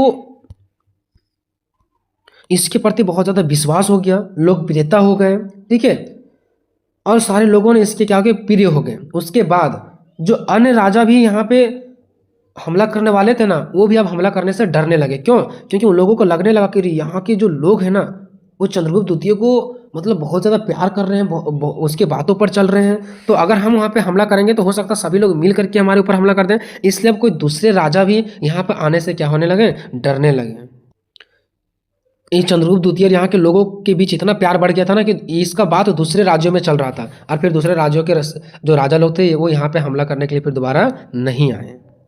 अब दूसरा देखते हैं वैवाहिक संबंध, यानी कि ये विवाह किस प्रकार से राजनीति को खेलते थे, अपना विवाह कहाँ करते थे, अपने पुत्री का विवाह कहाँ करवा देते थे, और इस प्रकार से भी वहाँ के राजाओं का ये दिल जीतते थे। ठीक है, यानी वहाँ से संबंध बनाते थे। देखिए, वैवाहिक संबंध, गुप्त वंश के विकास में वैवाहिक शब्दों का महत्वपूर्ण हाथ रहा। मतलब वैवाहिक संबंध यानी कि विवाह का संबंध सबसे ज़्यादा महत्वपूर्ण हाथ रहा। क्यों? देखिए, चंद्रगुप्त प्रथम, जैसे कि आपको पता है, चंद्रगुप्त प्रथम जो लिच्छवी के राजकन्या कुमारी देवी, आपको मैंने पहले बताया था, ठीक है, राजकन्या कुमारी देवी से विवाह किए थे, है ना, और ये सार्वभौम पद प्राप्त किया। मतलब इन्होंने क्या किया? लिच्छवी के राजकन्या कुमारी देवी से इन्होंने शादी किया था। ये कौन? ये चंद्रगुप्त प्रथम किए थे। सोचिए, चंद्रगुप्त प्रथम से ही ये विवाह करने का प्रथा यहाँ चल रहा है कि हर कोई अपने वंश में नहीं बल्कि दूसरे वंश में शादी करवा रहे हैं ताकि वहाँ का सपोर्ट मिल सके। उसके बाद देखिए, उसके बाद चंद्रगुप्त प्रथम के बाद आता है समुद्रगुप्त। समुद्रगुप्त ने भी शक कुषाणों से कन्याओं का उपहार पाया। मतलब समझिए, ये भी कुषाणों से ही, यानी जो कुषाण वंश थे ना, वहाँ के कन्याएं से क्या किया? ये शादी किए, वहाँ के रानियों से शादी किया, और वहाँ से भी इन्होंने उपहार पाया, वहाँ से भी सपोर्ट पाया। अब देखिए, बात आता है चंद्रगुप्त द्वितीय का। इन्होंने सर्वप्रथम वैवाहिक संबंधों द्वारा अपनी आंतरिक स्थिति दृढ़ किया। ठीक है, सुदृढ़ किया। मतलब इन्होंने शादी किया और इससे भी वो अपने अंदर की जो शक्ति है ना उसको सुदृढ़ किया, मजबूत किया। क्यों? देखिए, इन्होंने जो शादी किया वो नागवंश में किया। नागवंश में वैवाहिक संबंध स्थापित कर चंद्रगुप्त द्वितीय ने उसका समर्थन प्राप्त कर लिया। मतलब जरा सोचिए, इन्होंने अपने वंश में शादी नहीं किया, ये नागवंश में शादी किया, और नागवंश में शादी किया और वहाँ से ये रानियों को लाए।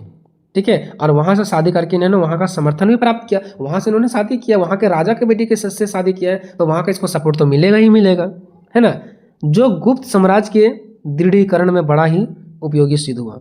ठीक है, जो गुप्त साम्राज्य यानी गुप्त वंश में के दृढ़ीकरण यानी मजबूती में बहुत ही बड़ा और उपयोगी सिद्ध हुआ।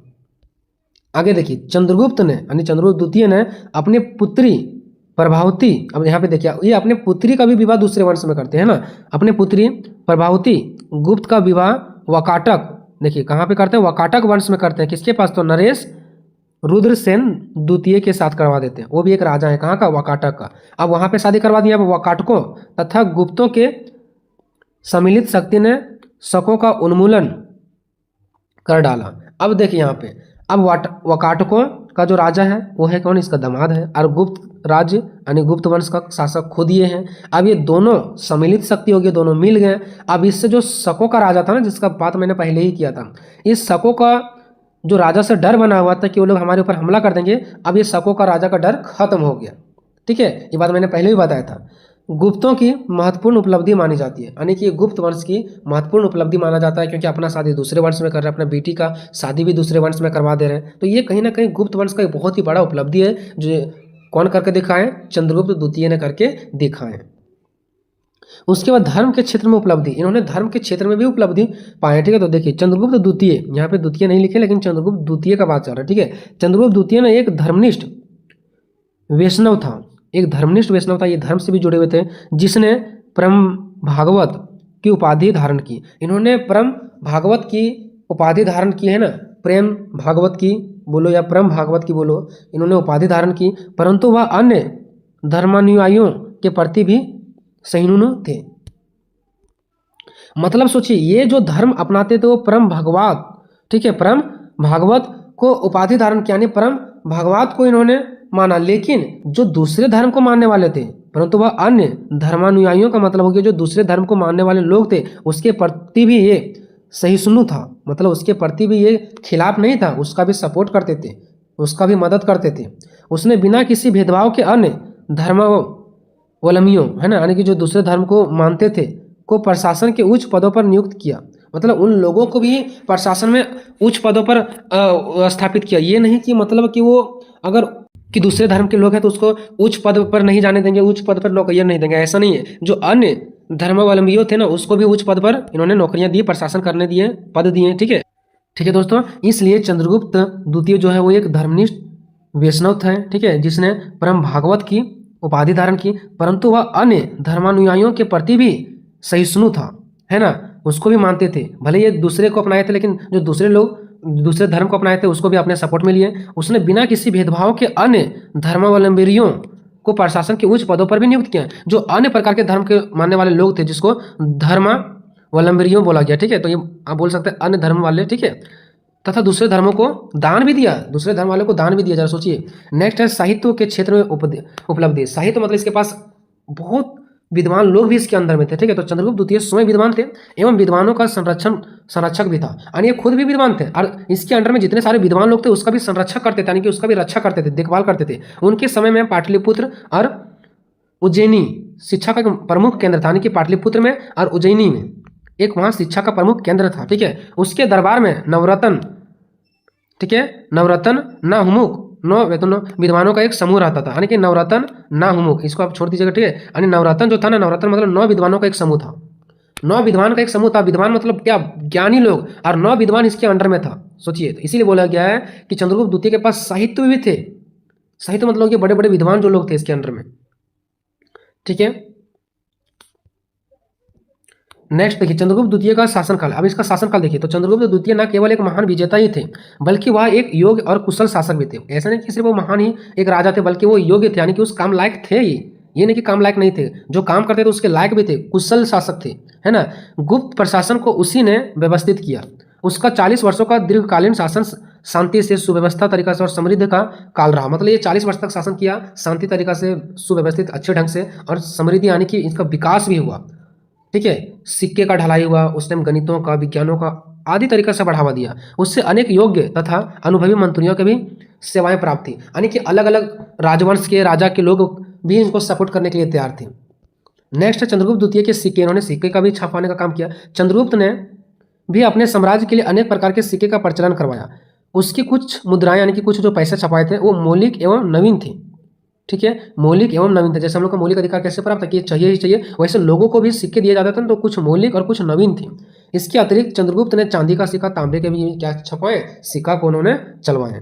चंद्रगुप्त द्वितीय का विजय। अब देखते हैं इसका विजय। तो देखिए, वैवाहिक संबंधों द्वारा अपनी स्थिति सुदृढ़ कर लेने के पश्चात चंद्रगुप्त ने अपना विजय अभियान प्रारंभ किया। वैवाहिक संबंध, यानी कि विवाह का संबंध ये कैसे रचते थे, अपना विवाह दूसरे वंश से, अपना पुत्री का विवाह दूसरे वंश से करवा करके ऐसे ही वो अपना विजय प्राप्त करते थे। सुदृढ़ नेता यानी सुदृढ़ राजा कहलाते थे। गणराज्यों पर विजय। देखिए, अलग अलग ये जगहों पर भी क्या किए, विजय प्राप्त किए। कुछ गणराज्य स्वतंत्रता तो चाहते थे, यानी कुछ ऐसे गणराज्य थे, कुछ ऐसे जगह के लोग थे जहाँ पे दूसरे राजा आकर के दबोचे हुए थे और वो लोग आज़ादी पाना चाहते थे, तो वहाँ पे जाकर के ये चंद्रगुप्त द्वितीय सपोर्ट करते हैं और उसको भी अपने में मिला लेते हैं। तो कुछ ऐसे गणराज्य थे जो वहाँ के लोग स्वतंत्रता को चाहते थे, स्वतंत्रता पाना चाहते थे, लेकिन किसी विदेशी आक्रमण का सामना करने से असमर्थ थे। लेकिन उसके ऊपर विदेशी आक्रमण के बाहर के आकर के राजा लोग उसको अपने अंदर में दबोच रखे थे, अब वो लोग वहाँ का आज़ाद नहीं हो पा रहे थे। ऐसे बहुत सारे जगह थे, ठीक है। तो चंद्रगुप्त द्वितीय ने अपने साम्राज्य की सीमाओं को मजबूत बनाने के लिए इन्हें अपने साम्राज्य में मिला लिया, ठीक है। और शेष पूर्ववत मित्र स्थिति में बने रहे, और शेष वैसे ही मित्रता के रूप में बने रहे, ये कि नहीं उसको अपने में मिला लिए तो उसके अंदर भी मतलब अपना शासन पाठ चलाएंगे, नहीं, बिल्कुल मित्र के जैसा मिला लिए। किसको मिला लिए, एक ऐसा जगह, ऐसा गणराज्य जहाँ पे कोई दूसरे राजा शासन पाठ चलाते थे और वहाँ के लोग आज़ाद नहीं हो पा रहे थे, उसको अपने में मिला लिए कि तुम लोग हम लोग में मिल जाओ, हम तुम्हारे ऊपर मित्रता की भाव से ही देखेंगे, बल्कि तुम्हारे अंदर कब्जा नहीं करेंगे। ऐसे ऐसे भी इन्होंने दिमाग लगाया। फिर पूर्वी प्रदेश। चंद्रगुप्त ने इसके प्रदेशों पर अधिकार करने में सफलता प्राप्त किया। कौन सा प्रदेश में सफलता प्राप्त किया, तो पूर्वी प्रदेश में भी इन्होंने अपना अधिकार प्राप्त किया और उसमें अपना सफलता प्राप्त किया। निष्कर्ष देखिए, इस प्रकार प्राचीन भारत में यानी पुराने भारत में चंद्रगुप्त द्वितीय को एक महान शासक माना जाता है। जिस साम्राज्य को उसके पिता चंद्रगुप्त ने निर्माण किया था। चंद्रगुप्त प्रथम से ये होते हुए आ रहा है, पता है ना। इसका पिता सॉरी समुद्रगुप्त है ना, क्योंकि चंद्रगुप्त द्वितीय का जो पिता थे वो कौन थे? समुद्रगुप्त थे। तो समुद्रगुप्त ने निर्माण किया था। वह चंद्रगुप्त द्वितीय के समय में पूर्णतः संगठित, सुव्यवस्थित एवं प्रशासित होकर उन्नति की चोट पर पहुंचा। ठीक है, यानी कि पहुंचा दी। ठीक है, मतलब समुद्रगुप्त ही उस टाइम इसको उच्च चोटियों पर पहुंचा दिए थे। उसके बाद इसका राजपाट कौन संभालिए? चंद्रगुप्त द्वितीय संभालिए।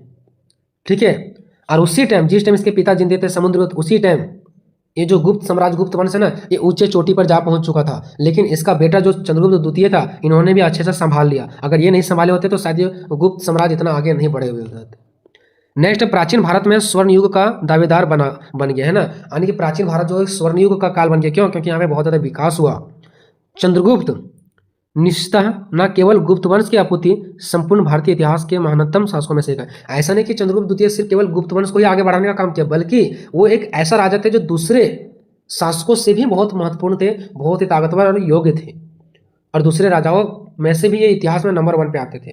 ठीक है दोस्तों, तो इस प्रकार से खत्म हो गया दोस्तों। नेक्स्ट क्वेश्चन है दोस्तों कि समुद्रगुप्त के विजयों का वर्णन करें या तो विजेता के रूप में समुद्रगुप्त का मूल्यांकन करें। ठीक है, तो समुद्रगुप्त जहां पे भी आ जाएगा आपको आंसर यही वाला डालना है। ठीक है, क्वेश्चन किसी भी तरीके से घुमा करके दे दे। ठीक है, या तो क्वेश्चन दे दे विजेता के रूप में समुद्रगुप्त का मूल्यांकन कीजिए, या तो समुद्रगुप्त के विषयों का वर्णन करें, या तो फिर समुद्रगुप्त के उपलब्धियों का वर्णन करें, या तो फिर समुद्रगुप्त के विजयों सफलताओं का वर्णन करें। ठीक है, किसी भी तरीका से आपको दे दे क्वेश्चन समुद्रगुप्त से रिलेटेड, आंसर आपको यही लिखना है। ठीक है, चलिए सबसे पहले देखेंगे समुद्रगुप्त का परिचय, फिर देखेंगे समुद्रगुप्त का उपलब्धियाँ।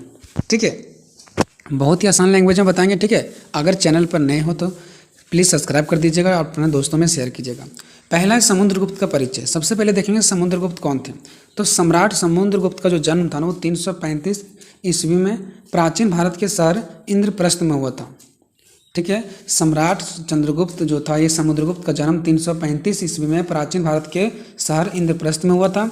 उनके पिता का नाम था चंद्रगुप्त प्रथम, आप लोग नाम भी सुने होंगे। इनके पिता का नाम था चंद्रगुप्त प्रथम तथा माता का नाम कुमार देवी था। एक मत के अनुसार, यानी कि एक मत के अनुसार अगर मैं बताऊं तो समुद्रगुप्त का पुराना नाम कच्चा था। जो समुद्रगुप्त था इसका पुराना नाम क्या था? कच्चा था। परंतु अपने राज्य को समुद्र तक फैलाने के बाद, परंतु इनका एक चाहत था कि हम अपने राज्य को, अपने क्षेत्र को समुद्र तक फैलाएं। ठीक है, उसके बाद से इसका नाम समुद्रगुप्त पड़ने लगा, क्योंकि गुप्त वंश के थे और समुद्र तक फैलाना चाहते थे, इसलिए इसका नाम हो गया समुद्रगुप्त। ठीक है, आगे भी देखते हैं इसके बारे में। देखिए यहाँ पे बताया गया कि समुद्रगुप्त के पिता चंद्रगुप्त प्रथम, समुद्रगुप्त के पिता कौन थे? चंद्रगुप्त प्रथम। जब वह वृद्ध हो गए यानी कि बूढ़े हो गए तो उन्होंने गुप्त राज को अपने पुत्र समुद्रगुप्त को सौंप दिया और उसे सम्राट घोषित कर दिया गया। देखिए जो समुद्रगुप्त थे, अब तो फिर ये आपको जो समुद्रगुप्त दिख रहा है, चंद्रगुप्त दिख रहा है, सब कहाँ के शासक थे? तो ये गुप्त वंश के शासक थे। गुप्त वंश में ही अपने शासन राजपाट चलाते थे। ठीक है, तो सबसे पहले गुप्त वंश में समुद्रगुप्त चलाते थे, जो इनके पिता थे, सॉरी चंद्रगुप्त। ठीक है, तो जैसे ही चंद्रगुप्त का फिर वृद्ध हो जाते हैं, मतलब चलाने में असक्षम हो जाते हैं, उसके बाद फिर समुद्रगुप्त चलाना शुरू कर देते हैं। ठीक है, एक चीज़ मैं क्लियर कर दूं, यहाँ पे आपको ये समझना जरूरी है कि ये लोग जो ये बात चल रहा है ना, वो गुप्त वंश का बात चल रहा है। गुप्त वंश में सबसे पहले शासक कौन आए थे? तो सबसे पहले आए थे चंद्रगुप्त प्रथम। चंद्रगुप्त प्रथम के बाद उनका बेटा कौन आया था? समुद्रगुप्त। और उसी के बारे में हम लोग पढ़ रहे हैं, समुद्रगुप्त के बारे में। ठीक है, समुद्रगुप्त कब आए थे? जब उनके पापा क्या हो गए? वृद्ध हो गए, यानी कि बूढ़े हो गए थे, तब सारा राजपाट चलाने के लिए इन्हीं को मिल गया था। ठीक है, अब इसका कुछ पॉइंट्स को हम लोग देखते हैं। समुद्रगुप्त के सिक्के में उन्हें लंबा और मजबूत पेशियाँ वाला दिखाया गया। देखिए जब वहाँ जो सिक्का छपता था ना इसके शासनकाल में, इसके राजपाट में, ठीक है, तो समुद्रगुप्त के सिक्के में जब इसका सिक्का छपता था तो उसमें ना इसको लंबा, चाहे लंबा हो या ना हो, लंबा और मजबूत पेशियाँ वाले, मजबूत शरीर वाला दिखाया जाता था इसको। नेक्स्ट, अभिलेख के अनुसार से ऐसा पता चला है कि उसने गरीब को, कमजोर और मध्यम वर्ग के लोगों को हर तरह से मदद की है। राजा होता है ऐसा क्या? नेक्स्ट, यहाँ तक कि उसने अमीर लोगों को भी उनका राज वापस दे दिए जो युद्ध में हार गए थे। और जो अमीर लोग युद्ध में अपना राज्य हार गए थे ना, युद्ध जब हुआ था उस टाइम अमीर लोग जो अपना राज्य को हार गए थे, वो राज्य को ये समुद्रगुप्त ने पुनः उसे वापस करके, उसे पर विजय हासिल करके, उसको जीत करके पुनः उन राजाओं को दे दिया कि ये लोग नाराज क्यों होंगे।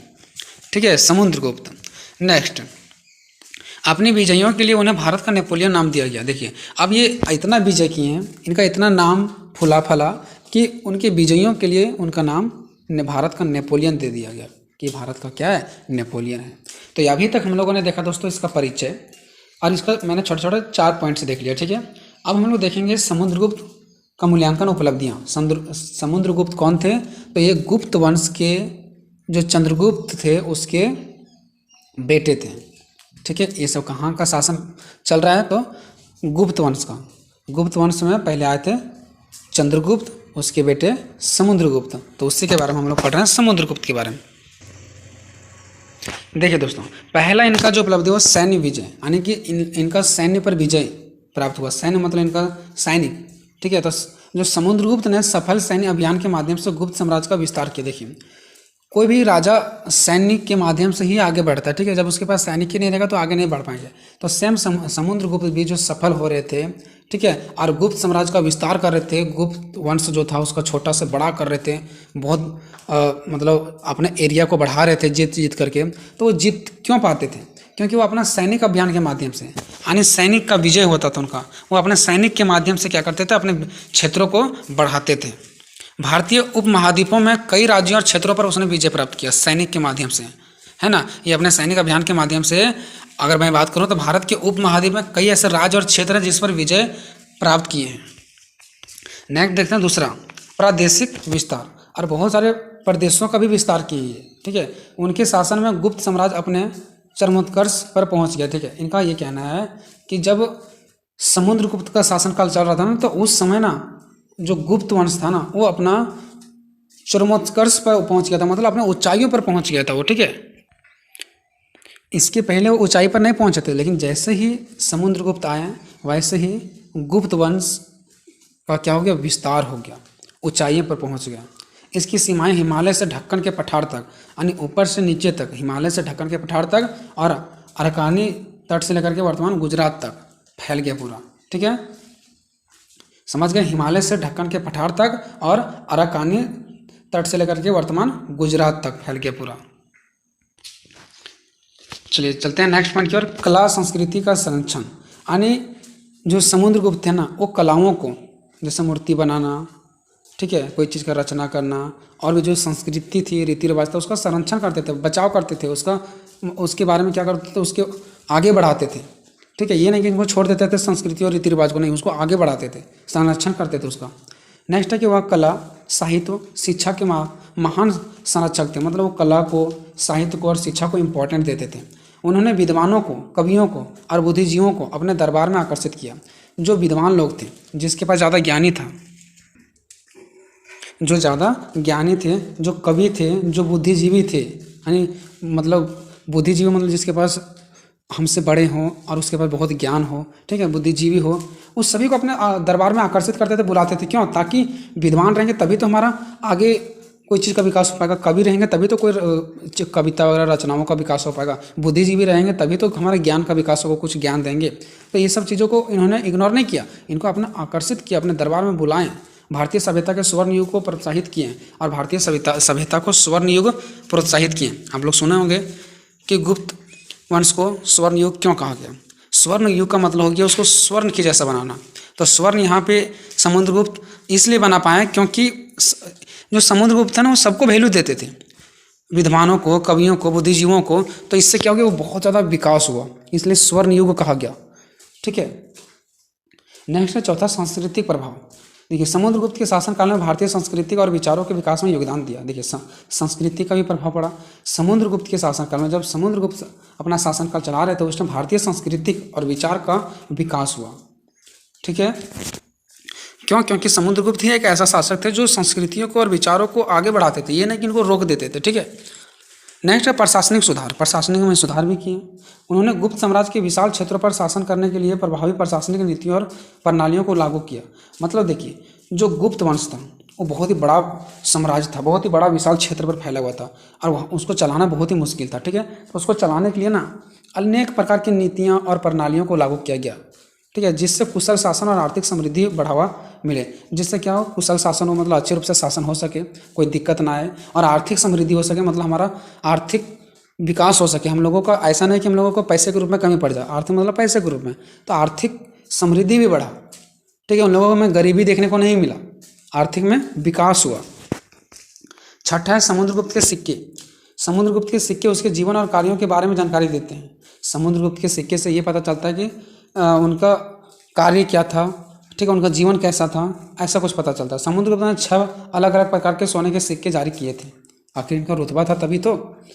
नेक्स्ट 7वां भारतीय अभियान। उन्होंने 2 बार उत्तर की ओर अपने अभियान का नेतृत्व किया। इन्होंने 2 बार उत्तर की ओर अभियानों का नेतृत्व किया। पहले में समुद्रगुप्त ने 3 राज्यों को हराया। पहले अभियान में इन्होंने 3 राजाओं को हराया, ठीक है, 3 राजाओं को हराया, और दूसरे में उन्होंने 9 राजाओं को हरा दिया। ठीक है, समुद्रगुप्त ने ऊपर की जो गंगा घाटी के शासक पर हमला किया और उसे हराया, और फिर उत्तरी भारत में 9 राज्यों को हरा दिया। ठीक है, समुद्रगुप्त ने क्या किया, ऊपर गंगा घाटी के शासक पर क्या कर दिए, हमला कर दिए और उसे हरा दिए, और फिर से उन्होंने 9 राजाओं को हराया। पहले 3 राजाओं को, फिर 9 राजाओं को, एंड फिर से नेक्स्ट आगे 9 राजाओं को क्या कर दिए, हरा दिए। नेक्स्ट है दक्षिण भारत अभियान। जब उत्तर में हो गया तो उसके बाद आते हैं वो दक्षिण में। ठीक है, तो उत्तर में अपनी शक्ति को मजबूत करने के बाद समुद्रगुप्त ने अपना ध्यान दक्षिण की ओर लगाया। एक अभियान शुरू किया और उसकी सेना ने लगभग 3000 मील की यात्रा की। कितने मील की, 3000 मील की यात्रा की। उसने दक्षिण भारत के 12 राजाओं को हराया, लेकिन उससे इसे वापस कर दिया। ये राजा उनके जाल में फंस गए थे, फिर उनको वापस कर दिया। ठीक है, दक्षिण भारत में तो इन्होंने 12 राज्यों को हरा दिया, 12 राज्यों मतलब 12 राजाओं को हरा दिए, लेकिन उन्हें फिर बाद में वापस भी कर दिए। नेक्स्ट क्वेश्चन है 9 नंबर, वन एवं जनजातीय क्षेत्रों में अभियान। इन्होंने वन और जनजातीय क्षेत्रों तक को नहीं छोड़ा। देखिए, उत्तर और दक्षिण राज्यों पर विजय प्राप्त करने के बाद समुद्रगुप्त आदिवासी और वन क्षेत्रों की ओर आगे बढ़ गए और इस पर विजय प्राप्त किए। नेक्स्ट आर्थिक समृद्धि। आर्थिक समृद्धि इसके पहले भी देखे थे हम लोग। इसके अलावा समुद्रगुप्त के प्रशासन ने व्यापार, कृषि और कला को बढ़ावा देकर आर्थिक समृद्धि को बढ़ावा दिया। इनके मन में ये विचार आया कि हमारा देश, जो हमारा शासन है, जो गुप्त वंश है, इस आर्थिक समृद्धि कैसे बन सके, पैसों के मामले में आगे कैसे बढ़ सके। तो इनके लिए इनके मन में आया व्यापार को आगे बढ़ाना, कृषि को आगे बढ़ाना, कलाओं को आगे बढ़ाना। ठीक है, इन्हीं वजह से हमारा आर्थिक समृद्धि आगे बढ़ सकता है। तो इन्होंने भी ऐसा ही कार्य किया। तो इस प्रकार से क्वेश्चन हमारा खत्म होता है दोस्तों। नेक्स्ट क्वेश्चन है दोस्तों कि गुप्त काल में कला, स्थापत्य कला, चित्रकला और साहित्य के विकास का वर्णन करें, या तो फिर गुप्त काल की सांस्कृतिक उपलब्धियों का वर्णन करें, या गुप्त काल को स्वर्ण युग काल क्यों कहा जाता है। ये तीनों क्वेश्चन एक ही है, आंसर एक ही लिखाएगा। ठीक है, तो क्वेश्चन हमारा कुछ इस प्रकार से है कि गुप्त काल को स्वर्ण युग क्यों कहा जाता है, या तो फिर यही क्वेश्चन चेंज करके देगा कि गुप्त काल में कला और साहित्य के विकास का परीक्षण करें। तो ये दोनों का आंसर आप लोगों को सेम डालना है। ठीक है, घबराने की कोई ज़रूरत नहीं है। चलते हैं क्वेश्चन की ओर रुख करते हैं। तो आप लोगों को समझ नहीं आ रहा होगा कि ये गुप्त काल क्या होता है, स्वर्ण युग क्या होता है। ठीक है, तो मैं एक एग्जांपल लेता हूँ। ये अगर एग्जांपल आप लोग समझ गए ना, तो पूरा क्वेश्चन भी समझ जाओगे और ज़िंदगी भर याद रहेगा आप सभी को। ठीक है, तो एग्जाम का तो बात छोड़ दोगे, 10 साल के बाद में आपको याद रहेगा। देखो, अभी आप क्वेश्चन को छोड़ दो, जो मैं समझा रहा हूँ वो समझो, अभी क्वेश्चन वगैरह छोड़ दो। मान लो कि अभी हमारा जो प्रधानमंत्री है वो कौन है, मोदी जी है। ठीक है, नरेंद्र मोदी, नरेंद्र नहीं बोलेंगे, सिर्फ हम बोल रहे हैं मोदी। ठीक है, तो भारत का जो प्रधानमंत्री है वो कौन है, मोदी है। मान लो कि जब मोदी नहीं आया था तो हमारे देश में बहुत ज़्यादा गरीबी था, और जब मोदी आ गया तो हमारे देश में बहुत ज़्यादा विकास हुआ। हमारे देश में डिजिटल जमाना आया, नेट का जमाना आया, मतलब बहुत सारा विकास हुआ। अब मान लो कि ये मोदी के बाद फिर से मोदी ही प्रधानमंत्री बनते हैं। मान लो ये मोदी खत्म हुए हैं, उसके बाद फिर से जो हमारे प्रधानमंत्री बनेंगे वो मोदी ही बनेंगे, और वो भी बहुत ज़्यादा विकास करेंगे हमारे देश में, बहुत ज़्यादा विकास। जो गरीबी है, जो खेती बाड़ी नहीं होता है, वो खेती बाड़ी होने लगेगा, बहुत ज़्यादा विकास होगा, लोगों को रोज़गार मिलेगा, तो विकास करेंगे। फिर से मान लो कि वो मोदी खत्म होगा, फिर से मान लो मोदी ही आया, फिर से प्रधानमंत्री बना, और वो भी बहुत ज़्यादा विकास किया, जो कमी था वो भी विकास किया। फिर इसी टाइप से एक और मोदी आए हैं, प्रधानमंत्री बने। एक मोदी जा रहे हैं, फिर एक मोदी प्रधानमंत्री बन रहे हैं, एक मोदी जा रहे हैं, फिर प्रधानमंत्री बन रहे हैं। इस प्रकार से प्रधानमंत्री बनते जा रहे हैं, लेकिन कौन, दूसरा कोई नहीं, सिर्फ मोदी मोदी मोदी। एक मोदी गया, फिर दूसरा मोदी ही आया, दूसरा मोदी गया, फिर तीसरा मोदी ही आया, और इस प्रकार से कम 3 से 4 मोदी हमारे प्रधानमंत्री बने, और हमारे देश में बहुत ज़्यादा विकास किए, बहुत ज़्यादा विकास किए। तो उस टाइम को पूरा दुनिया याद करेगी, और हमारे बच्चे जो आएंगे वो भी याद करेंगे कि हाँ, एक ऐसा ज़माना था जो मोदी युग था। यानी जो 3-4 बार हमारा जो चेंजिंग हुआ, मोदी और वो सभी विकास किया, वो कौन सा युग हो गया, प्रधानमंत्री जो हमारा बना वो कौन सा युग हो गया, मोदी का युग हो गया। तो हम लोग, हमारे बच्चे क्या कहेंगे कि जो मोदी युग था एक टाइम, जिस टाइम हमारे देश में बहुत ज़्यादा विकास हुआ था, हो सकता है हमारे बच्चे आने वाले टाइम में विकास ना हो, तो उसके बारे में तो पढ़ेंगे ना। जो चीज़ हमेशा नया होता है तो उसके बारे में पढ़ा जाता है। तो हमारे बच्चे हो सकते हैं पढ़ेंगे कि मोदी युग में हमारे देश में एक बार बहुत ज़्यादा विकास हुआ था, इसलिए हमारे भारत देश को स्वर्ण युग कहा जाता है। स्वर्ण युग मतलब क्या? सोना का युग। तो जब हमारे देश में बहुत ज़्यादा मोदी लोग क्या करेंगे? विकास करेंगे, तो हम कहेंगे मोदी युग में बहुत ज़्यादा विकास हुआ था।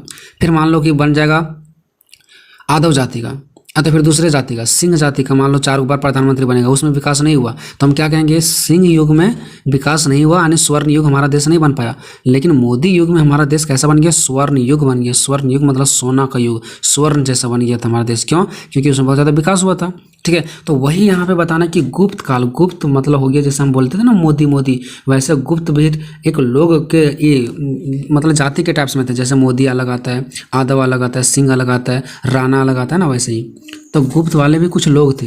तो गुप्त काल को ना स्वर्ण युग कहा जाता है, क्योंकि गुप्त में जितने सारे लोग आए थे ना, देखो एक गुप्त आया फिर दूसरे गुप्त, एक जैसे अभी हम बोले थे ना कि एक मोदी आया फिर दूसरे मोदी भी आया, वो भी विकास किया, फिर अगला मोदी आया वो भी विकास किया।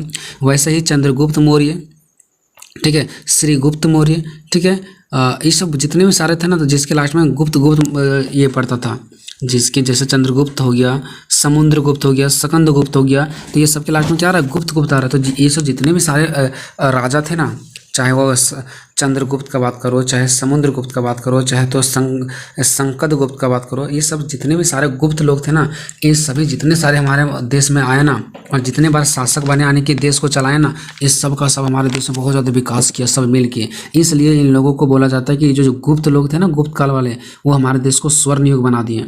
ठीक है, तो उसी के बारे में हमको बताना कि जो गुप्त लोग थे ना, तो इस गुप्त काल को स्वर्ण युग क्यों कहा जाता है? जब तक गुप्त लोग हमारे देश में शासन किया, गुप्त लोग जब तक शासन किया तब तक स्वर्ण युग क्यों कहा जाता है, उसके बारे में हमें एक्सप्लेन करना है। ठीक है, तो देखिए एक एक करके चलते हैं। तो पहले ये देखते हैं कि भारत के जो ये भारत में जो गुप्त लोग थे ना, गुप्त लोगों कितना साल तक शासन किया, कब से कब तक किया, उसका शासन काल क्या था।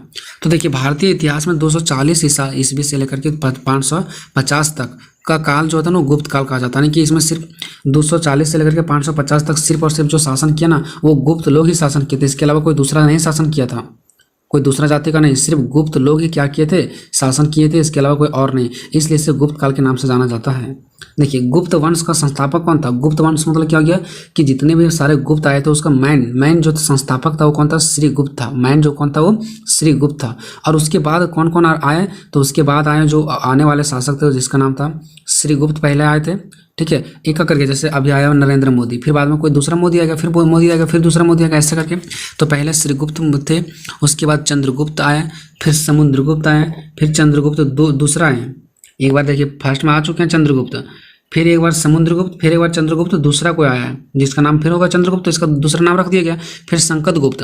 मतलब ये सब राजा एक का करके आते गए और हमारे देश में बहुत ज़्यादा विकास किए, हमारे देश का बहुत ज़्यादा उन्नति किए हैं, हमारे देश को नीचे जो गिरा हुआ हमारा देश था ना भारत, उसको ऊपर उठाने का काम किया। इसलिए कहा जाता है कि जितने सारे गुप्त लोग हैं ना, जिसका लास्ट में गुप्त गुप्त लगा है, ये सभी गुप्त लोग के जो जाति के लोग थे ना, हमारे देश को बहुत ज़्यादा आगे बढ़ाया। इसलिए इस काल को यानी गुप्त वाले लोगों के काल को, जिस टाइम तक गुप्त ने हमारे देश में शासन किया, उस टाइम को स्वर्ण युग कहा जाता है हमारे देश को, यानी बहुत ही अच्छा स्वर्ग से भरा हुआ हमारा देश कहा जाता है। ठीक है, तो ये सभी देखिए अपनी चाहिए, ये सभी शासकों ने बहुत ही अच्छे ढंग से शासन किया है ना। शासन मतलब क्या होता है? वहाँ पे राज किया, देश को चलाया, चलाने वालों को ही शासन बोलते हैं। अभी हमारे देश में शासन कौन कर रहा है? प्रधानमंत्री कर रहा है। तो बहुत ही अच्छे से शासन किया।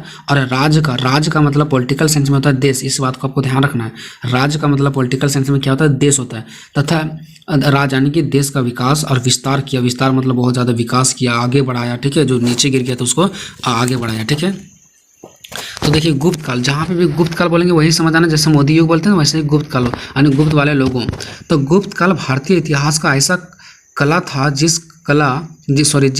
काल में ऐसा काल था जिस काल में चित्रकला, आर्थिक स्थिति, सामाजिक स्थिति, धार्मिक स्थिति तथा राजनीतिक स्थिति सभी उन्नत दशा में थे। मतलब देखिए जब तक गुप्त काल के लोग रहा ना, तब तक भारतीय इतिहास में बहुत ज़्यादा विकास किया। कैसे विकास किया? किस किस में?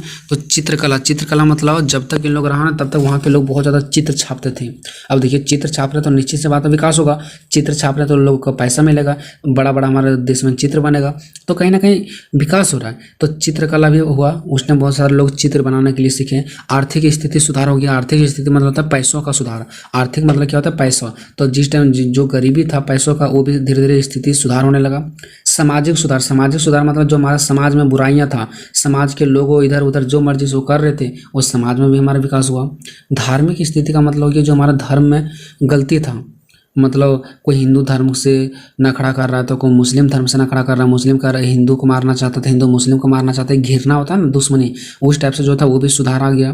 फिर राजनीतिक स्थिति। राजनीतिक मतलब होता है जो हमारा राजनीतिक देश में चलता है, तो उस टाइम जो भारत देश में राजनीतिक था ना बहुत घटिया हो गया था, मतलब हमारे देश का विकास हो ही नहीं रहा था, वहाँ का राजनीतिक व्यवस्था बहुत खराब था। तो ये सभी चीज़ों का विकास हुआ कब, जब गुप्त काल आया, यानी कि गुप्त के लोग जब आए ना तब हमारे देश का विकास होने लगा।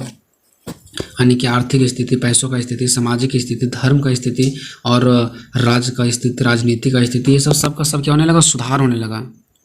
अब देखिए इस प्रकार गुप्त काल का जीवन सुख सुविधाओं से भरा हुआ था। इस प्रकार से जितने भी सारे गुप्त लोग आए ना वो सभी का जीवन कैसा भरा था, सुख सुविधा। कैसे भरा था, क्योंकि उस टाइम कोई चीज़ का कमी नहीं था, तो उन लोग अच्छे से राज भी कर रहे थे और हमारा देश का भी विकास कर रहे थे। दोनों का फायदा, उन लोग भी अपना सुख सुविधा से रह रहे थे और हमारे देश का भी विकास कर रहे थे, है ना। किसी भी प्रकार का कोई कमी नहीं था, ना तो उन लोगों में था ना हमारे देश में कोई कमी था। हमारा देश का भी विकास हो रहा था, उन लोगों का भी विकास हो रहा था। अतः विद्वानों ने यानी कि लोगों ने, यानी कि मतलब क्या, लोगों ने गुप्त काल को, यानी गुप्त वाले लोगों को भारत इतिहास का स्वर्ण युग कहा। अच्छा ये कुछ बताओ, स्वर्ण युग कौन कहा, वही लोगों का जो गुप्त वाले लोग थे, वही नहीं।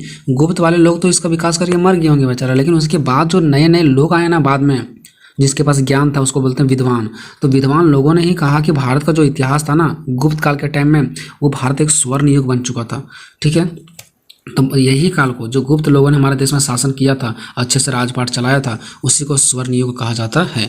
अब ये तो एक पेज में हो गया, ठीक है। तो यहाँ तक तो आप लोगों ने शॉर्टकट में समझ गया कि स्वर्ण युग क्यों कहा गया, क्योंकि हमारे देश में विकास किया गया, गुप्त काल के लोगों ने हमारे देश में विकास किया, इसलिए इसे स्वर्ण युग कहा जाता है। अब देखते हैं इसका मेन रीजन कि क्यों कहा जाता है, एक करके पॉइंट बाय पॉइंट। तो स्वर्ण युग कहे जाने का निम्नलिखित कारण है, यानी भारतीयों को, यानी कि गुप्त काल के समय को जो स्वर्ण युग कहा जाता है, इसका निम्नलिखित कारण है, मतलब बहुत सारे कारण हैं। कौन कौन है, तो योग सम्राट। योग सम्राट मतलब होता है युग, जब हम लोग कोई काम करने योग्य हो जाता है ना तो उसको योग बोलते हैं। जैसे हमारे देश का विकास कर रहा है कौन सा, मोदी लोग, तो हम बोलेंगे हमारे देश का विकास के योग कौन है, मोदी है, दूसरा कोई नहीं है, क्योंकि मोदी ही ऐसा है जो हमारे देश के योग हैं, हमारे देश के लायक हैं।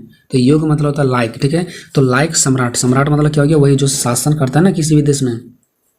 तो भारत को ये कैसा सम्राट मिल चुका था, योग सम्राट। योग सम्राट मतलब लायक सम्राट, जैसे हमारे देश को चाहिए था वैसा ही लायक का सम्राट मिल चुका था, लायक का शासक मिल चुका था, एकदम भारत के जैसा ही, लायक के जैसा मिलने हुआ था, ठीक है।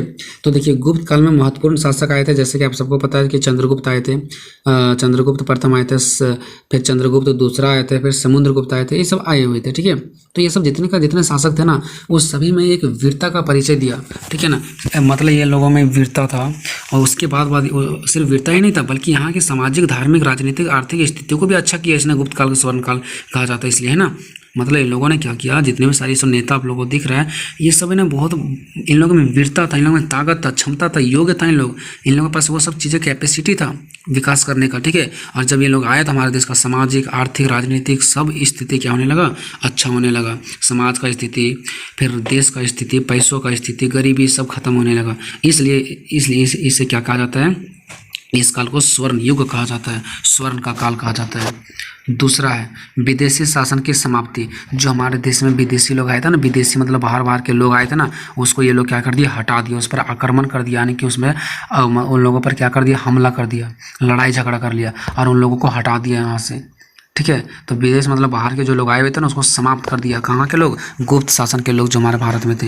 तो गुप्त शासकों ने विदेशी राज्यों पर आक्रमण कर दिया, मतलब लड़ाई कर दिया, तथा उन्हें पराजित कर दिया। पराजित मतलब हरा कर उन्हें अपनी सभ्यता का पहचान करा दी, मतलब उन लोगों को अपना ताकत दिखा दिया कि हमारे सभ्यता का क्या पहचान है। सो उन लोगों को हरा दिया और अपना भेजा दिया जहाँ पे से आए थे, और उन लोगों को अपना सभ्यता का पहचान करवा दिया, मतलब अपना देश का पहचान करवा दिया कि देखो हमारा भारत देश में कितना ताकत है। लेकिन कभी कभी ऐसा भी तो हुआ, क्या भारत वाले सबको हरा दिए होंगे, नहीं, कुछ लोग जीत भी गए थे, भारत ही हार गया था। तो देखो भारत के लोग कितना चालाक थे, भारत के लोग मतलब गुप्त शासन के लोग, कि जो जीत गया था ना उसे अपने देश में शामिल कर लिया, है ना। तो उनकी सत्ता को उखाड़ फेंक दिया। कौन लोग, जो आए थे, जो हार गए उसको तो फेंक दिया से, लेकिन जो जीत गया उस राज्य को भारत में मिला लिया। सोचो, जो जीत गया था ना उसको भारत में मिला लिया।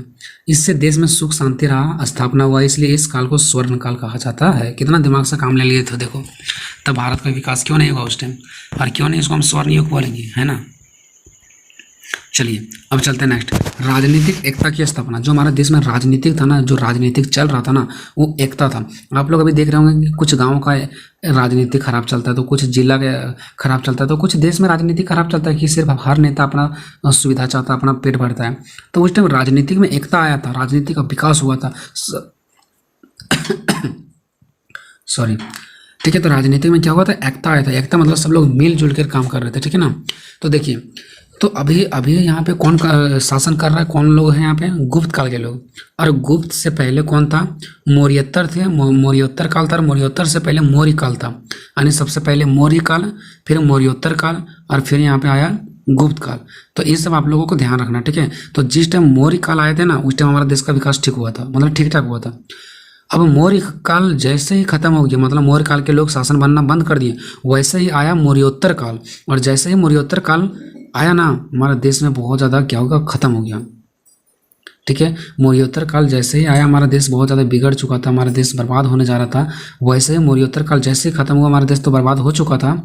उसके बाद आया गुप्त काल, और गुप्त काल आया, उसके बाद जितना सारा बुराई था उसको खत्म कर दिया, ठीक है। तो पहला आप लोग यहाँ पे देख सकते हैं लिखा हुआ कि मौर्य काल की समाप्ति के बाद, जैसे ही मौर्य काल, सबसे पहले हमारे देश में कौन आए थे, मौर्य काल वाले लोग। तो जैसे ही मौर्य काल के लोग के आए, उसके बाद उसका समाप्ति हो गया, तो वहाँ तक तो ठीक ठाक रहा था। लेकिन जैसे ही मौर्योत्तर काल आया, फिर वो हमारा देश बहुत ज़्यादा बिगड़ गया था, ठीक है। जिसमें भारत खंड खंड में टूट चुका था, खंड खंड मतलब टुकड़ा टुकड़ा में हमारा देश टूट चुका था, खत्म हो चुका था। लेकिन जब जैसे ही वो खत्म हुआ, हमारा गुप्त काल आ गया, यानी कि गुप्त शासन के लोग आके भारत में अपना शासन करना शुरू किया, तब फिर से उन्होंने भारत को टूटा हुआ जो था उसको वापस लाने का काम किया था। जो हमारा देश टूट चुका था ना, उसको वापस लाने का काम किया कौन, गुप्त के लोग। और भारत के लोगों में एकता का स्थापना किया, और जो भारत के लोग अलग अलग हो गए थे ना, उसको एकता किया। एकता मतलब एक साथ किया, ठीक है। कि आप लोग लड़ाई मत करो, आप लोग खुद में मत लड़ो, हिंदू धर्म में मत लड़ो, एक साथ रहो, ठीक है। उसके बाद चौथा है आर्थिक समृद्धि। आर्थिक का मतलब मैं पहले बता दिए थे, पैसों। तो पैसों के भी समृद्धि होने लगा कब, जब गुप्त के लोग आए तब। तो गुप्त काल में जीवन का मुख्य आधार कृषि था। जब गुप्त काल आया था ना, उस टाइम लोगों के पास ज़्यादा पैसा नहीं होता था, उन लोग कृषि उन लोगों का मुख्य आधार था। मतलब कृषि मतलब खेत बाड़ी, खेती वगैरह करना था, उसी से पैसा कमाना था, उसी से खाना पीना जीवन पोषण करना था। तो मैंने उन लोगों का जैसा था ना, वो कृषि था, धान था। तो इस काल में कृषि का विकास तेजी से हुआ। जब गुप्त के लोग आए तो देखा कि कृषि यहाँ पे बहुत ज़्यादा इंपॉर्टेंट है, कृषि के बिना कुछ भी नहीं होगा, खेती बाड़ी के बिना। तो उसका बहुत ज़्यादा विकास किया कृषि का, कि कैसे खेती किया जाएगा, कैसे पानी की व्यवस्था, कैसे मशीन की व्यवस्था, इस सब कौन से लोग किए, गुप्त काल के लोग किए, ठीक है। और इसमें व्यापार का भी बढ़ाया गया। व्यापार मतलब क्या, बिजनेस, कि ये सामान को कैसे बेचना है, कितना कीमत में बेचना है, गरीब को, किसानों को उच्च कीमत पर बेचना है, मतलब व्यापार को भी बढ़ाया गया, बिजनेस को भी बढ़ाया गया। तो आप बताओ कि जब इतना कुछ होगा तो क्या आर्थिक का प्रॉब्लम होगा, पैसों का तब प्रॉब्लम नहीं होगा। तो जिसके कारण आर्थिक स्थिति जो खराब हो चुकी थी ना, वह सुधार में आने लगा। इसलिए गुप्त युग को स्वर्ण युग कहा जाता है, बिल्कुल सोने का युग कहा जाता है, ठीक है। अगर आपको समझ आ रहा है तो वीडियो को शेयर करें दोस्तों में जितना हो सके, क्योंकि तभी मैं वीडियो बनाने का मेरे अंदर एक जज्बा जागता है कि हाँ, इतना स्टूडेंट मेरे वीडियो को देख रहा है तो हमें बनाना बहुत जरूरी है। मैं रात को बना रहा हूँ, ठीक है। और धीरे धीरे वीडियो आते चलेगा, आपको टेंशन नहीं लेना, धीरे धीरे वीडियो आते चलेगा, आपको मैं कंप्लीट करवा दूंगा, ठीक है ना। और चैनल को सब्सक्राइब करके एक अच्छा सा कॉमेंट आपको करना है। उसके बाद देखिए साहित्य के विकास। साहित्य का मतलब होता है कॉपी, किताबें जो देखो बहुत सारे क्या होता है, कवि आता है। कवि कैसे आता है, जो बड़े अच्छा पढ़े लिखे रहते हैं वो लेखक बनते हैं, कवि बनते हैं, और वो किताब छापते हैं, अपना कहानी लिखते हैं, कविता लिखते हैं। तो इससे हमारे देश का विकास नहीं होता क्या, उसको बच्चे पढ़ते हैं। और हमारे देश में पढ़ा लिखा व्यक्ति तभी तो वो कवि बना है ना, तभी तो लेखक बना है ना। तो कहीं ना कहीं हमारे देश में व्यक्ति पढ़े लिखे हैं। तो उस टाइम साहित्य का भी विकास हुआ था। साहित्य मतलब किताबें। अब किताब में बहुत सारा रचना होती है, रचना मतलब बहुत सारा कहानी, कविता छपता है। वो कौन छापता है, कवि छापता है, लेखक छापता है। तो उस सब चीज़ों का भी हमारे पढ़े लिखे लोगों का विकास होने लगा, ठीक है। तो गुप्त काल साहित्य का विकास का काल माना जाता है। साहित्य मतलब रचना, कवि, कविता, कहानी का काल माना जाता है, क्योंकि इस काल में अनेक प्रसिद्ध विद्वान और कवि रहते थे, लेखक रहते थे। तो इससे लेखक कवि तो पढ़े लिखे होंगे, तो हमारे देश का विकास हुआ कि नहीं हुआ। छठा है कला का विकास। कला मतलब होता है कुछ लोग जो अपने हाथों से कुछ बनाने जानते हैं ना, उसका भी विकास हुआ। अब इससे में भी हमारा देश का विकास होता है कि कहीं ना कहीं हमारे लोगों के अंदर ये कला है, ये हमारे नॉलेज है, गुण है, तभी तो ये सब बना पा रहे हैं ना। अब देखो जो लोग मूर्ति बनाते हैं तो क्या सरस्वती पूजा में मूर्ति में पैसा नहीं कमाते क्या? बिल्कुल कमाते हैं। जो लोग दीवारों पर पेंटिंग करते हैं वो भी उन लोग के अंदर कला है। तो कहीं ना कहीं कला का भी विकास हुआ। तो गुप्त काल में वस्तु कला आने की जो वस्तु को बनाने का काम करता था, मूर्ति कला जो मूर्ति को बनाते थे, चित्रकला जो चित्र को छापते थे, आदि का बहुत ज़्यादा विकास हुआ। इसलिए भी इस युग को स्वर्ण युग कहा जाता है, क्योंकि ये लोगों का भी विकास होते चला गया।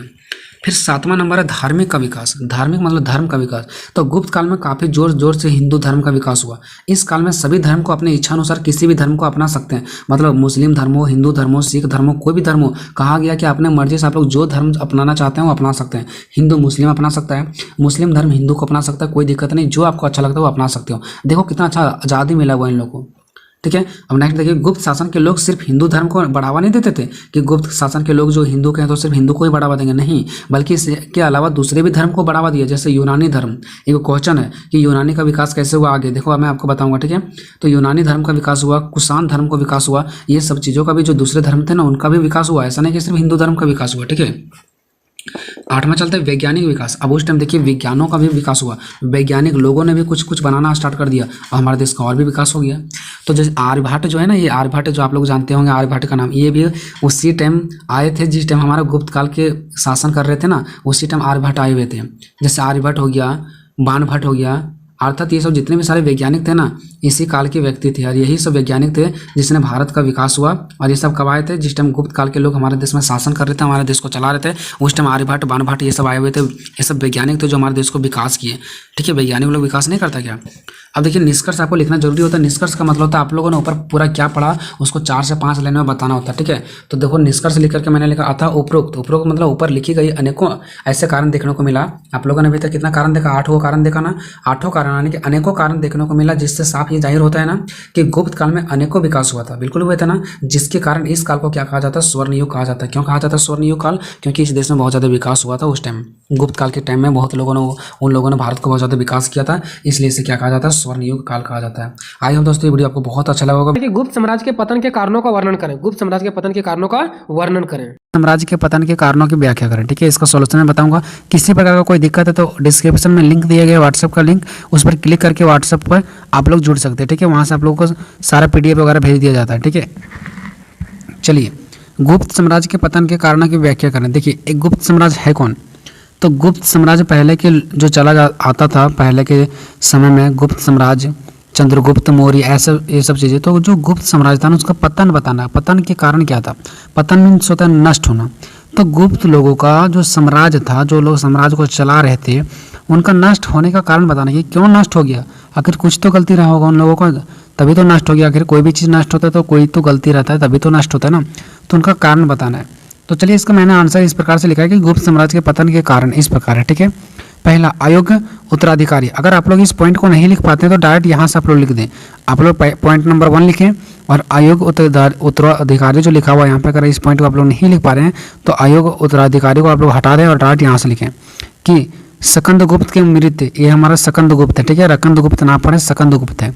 तो क्या पढ़ना है आपको कि स्कंदगुप्त की मृत्यु के बाद जितने भी, इससे पहले मैं आप सभी को इतना समझा देना चाहूँगा, अयोग्य उत्तराधिकारी का मीन्स क्या होता है कि जो वहाँ के उत्तराधिकारी थे, गुप्त वाले जितने भी सारे गुप्त साम्राज्य के लोग थे वो लोग अयोग्य थे, मतलब कोई भी योग्य के लायक नहीं थे, अच्छा नहीं थे।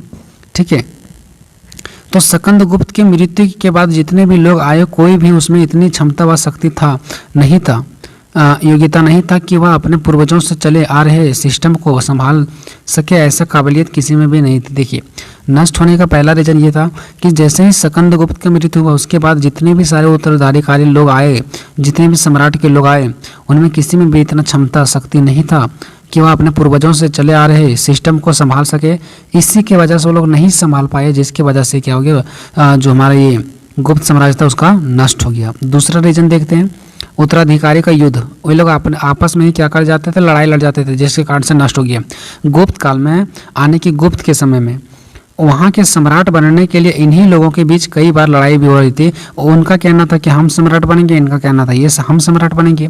तो इन्हीं लोगों के बीच लड़ाई चलते रहता था, जिसकी वजह से लोग अंदर से कमज़ोर होते गए और हमारा जो गुप्त सम्राट है वह उसका नष्ट हो गया। ठीक है। नेक्स्ट चलते हैं तीसरा, आंतरिक विरोध, आपस में ही लोग विरोध करने लगे।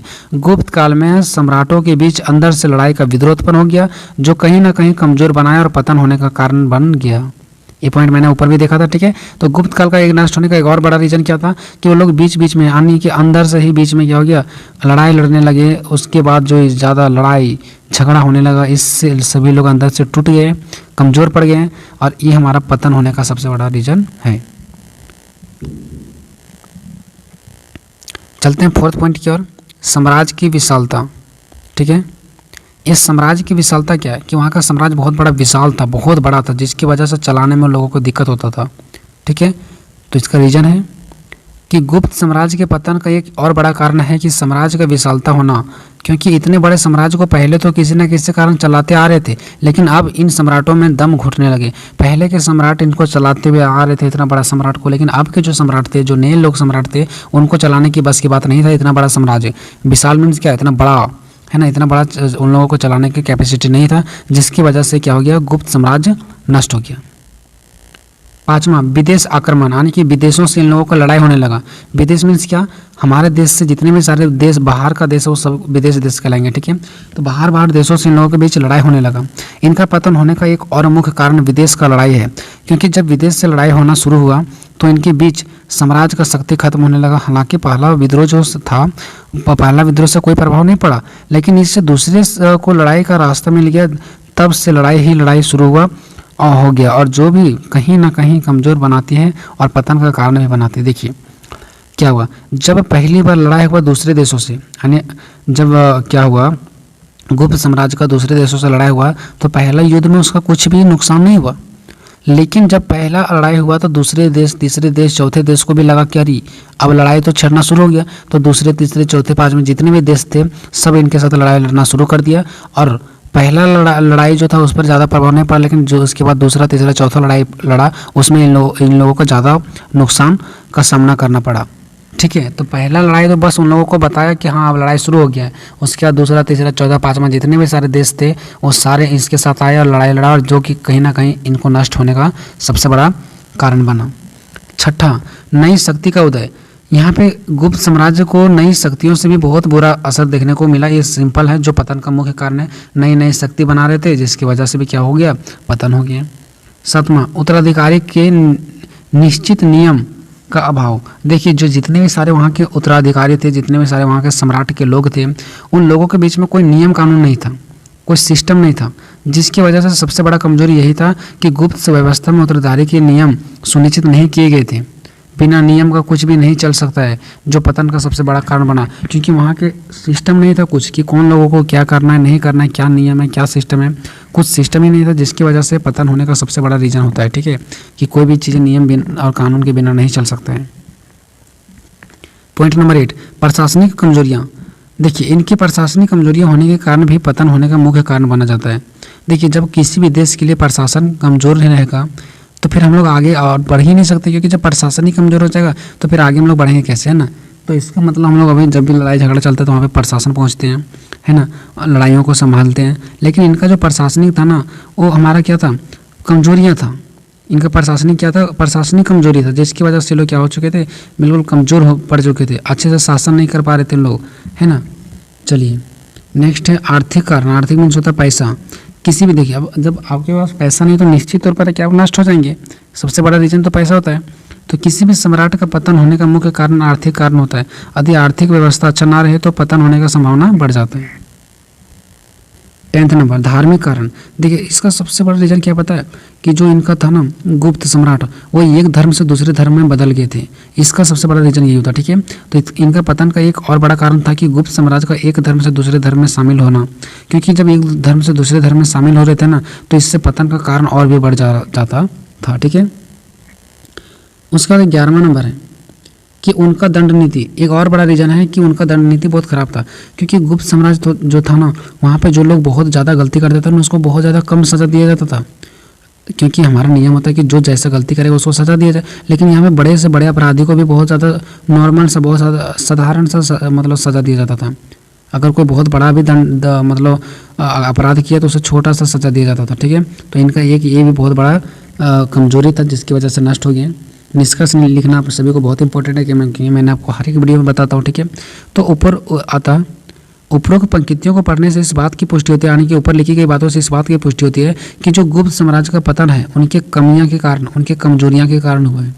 कहीं ना कहीं उनके अंदर कमजोरी था, कमी था, इसकी वजह से गुप्त सम्राट का क्या हुआ, पतन हुआ है। क्वेश्चन हमारा कि हर्षकालीन इतिहास की जानकारी या तो फिर स्रोत का प्रस्तुत करें, ठीक है। तो देखिए दोस्तों, हम ये क्वेश्चन भी आपको नहीं बताएंगे और हर्षवर्धन के शासन प्रबंधन की विवेचना करें ये भी नहीं बताएंगे, ठीक है। हम बताएंगे ये, हम इस वीडियो में आपको वही क्वेश्चन करा रहे हैं जो सबसे ज़्यादा इंपॉर्टेंट है। तो आप लोग क्या कीजिएगा, जो क्वेश्चन को हम छोड़ दे रहे हैं उसको एक बार देख लीजिएगा, हो सकता है आ जाए, ठीक है। लेकिन हम वही क्वेश्चन आपको करा रहे हैं जो सबसे ज़्यादा इंपॉर्टेंट है। तो हम बता रहे हैं आपको हर्षवर्धन की विजयों का वर्णन करें, ठीक है। हर्षवर्धन की विजयों की विवेचना करें, बहुत ही आसान लैंग्वेज में बताएंगे। अगर आप एग्जाम देने के लिए जा रहे हैं तो आप मेरे वीडियो को बस सुन लें, देखने की भी जरूरत नहीं, बस आप लोगों को सुन लो, लिखने की भी जरूरत नहीं है, ठीक है। नहीं याद होगा तो मैं आप लोगों को फुल गारंटी लेता हूँ। बस आप लोगों को यहाँ पर 4 नाम याद रखना है, जैसे 4 लोगों का नाम कैसे याद रखते हैं वैसा 4 नाम याद रखना, बाकी आपका सब कुछ बन जाएगा, ठीक है। आपको टेंशन लेने की जरूरत नहीं है।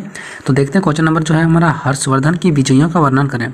तो सबसे पहले मैं बता देना चाहता हूँ कि हर्षवर्धन क्या है और इसका विजय क्या है। तो देखिए, आप सभी को जब पहला क्वेश्चन देखे होंगे तो आप लोगों को पता होगा गुप्त वंश। मैंने मोदी वगैरह का बहुत सारे एग्जांपल देकर बताया था। जैसे मान लीजिए कि भाई मोदी हमारा सरकार बना हुआ है, तो हम और मान लो कि 5 को और सरकार आएंगे तो मोदी होगा। तो देखिए, कहने मतलब ये हो कि अभी मोदी है तो ये मोदी वंश हो गया। अगर अभी हमारा शासक जो है, शासन चलाने वाला हमारा कौन है, मोदी है, तो मोदी वंश हो गया।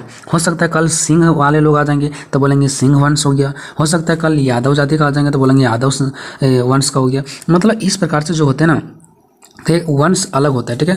तो हर्षवर्धन जो थे ना, वो हर्ष वंश के थे। इसके पहले एक गुप्त नाम का व्यक्ति को आप लोगों को पता होगा, तो वो कौन सा वंश के थे, गुप्त वंश का। और ये जो हर्षवर्धन है ना, वो किस वंश के थे, तो ये हर्षवर्धन जो है वो वर्धन आने के जो ये वंश के थे, यानी हर्षवर्धन जो था ना, ये किसका, ये मतलब कौन सा वंश का था, ठीक है। तो ये हर्ष वंश का हुआ। यानी कि आप लोगों को ये समझना है कि जब गुप्त वंश का क्या हुआ, इंड हुआ, गुप्त वंश जब खत्म हुआ उसके बाद आया हर्षवर्धन, हर्षवंश आया, ठीक है। तो उसी के बाद ये एक हर्षवर्धन एक व्यक्ति थे। हर्षवर्धन क्या थे, एक व्यक्ति थे। और इसके विजय मतलब इसका जीत जो होगा ना, जीत, उसके बारे में बताना है। तो चलिए सबसे पहले समझ लेते हैं कि हल्का सा हर्षवर्धन के बारे में, ठीक है। जब गुप्त वंश का पतन हुआ मतलब खत्म हुआ, तब हर्षवर्धन वंश का उदय होता है। देख लो कि जब गुप्त वंश का पतन हो गया, ये खत्म हो गया, उस टाइम हर्षवर्धन वंश का उदय होता है। उसमें एक शासक प्रभाकर वर्धन था। देखिए, एक शासक का नाम है प्रभाकर वर्धन। अगर ये आपको नहीं समझ में आ रहा तो यहाँ वाला डायग्राम से समझ में आ जाएगा, ठीक है। एक शासक प्रभाकर वर्धन था, जिसका 2 बेटे का नाम था, एक राजवर्धन और छोटा बेटा का नाम क्या था, हर्षवर्धन था। उसके पुत्री का नाम राजश्री था। अब यहाँ से आप लोगों को नहीं समझ आएगा, यहाँ से आपको समझ में आएगा, ठीक है। देखिए, सबसे पहले आपको ये समझना है कि जब गुप्त वंश का खत्म हुआ उसके बाद कौन सा आया, हर्ष वंश का उदय हुआ, यानी कि वर्धन वंश का उदय हुआ। किसका हुआ, हर्षवर्धन बोले तो वर्धन वंश का उदय हुआ, बात एक ही हुआ, ठीक है। तो देखिए यहाँ पे फर्स्ट में लिखा हुआ कि जब गुप्त वंश, यानी बगल में लिखा हुआ पतन मतलब जब खत्म हुआ, तब कौन आया, वर्धन वंश मतलब हर्षवर्धन वंश का क्या हो गया, उदय हो गया। और जब हर्षवर्धन वंश का उदय हुआ, जब आया, तो उसका एक जो शासक था ना, देश चलाने वाला, ठीक है, उसका जो पहला व्यक्ति था वो कौन था, प्रभाकर वर्धन।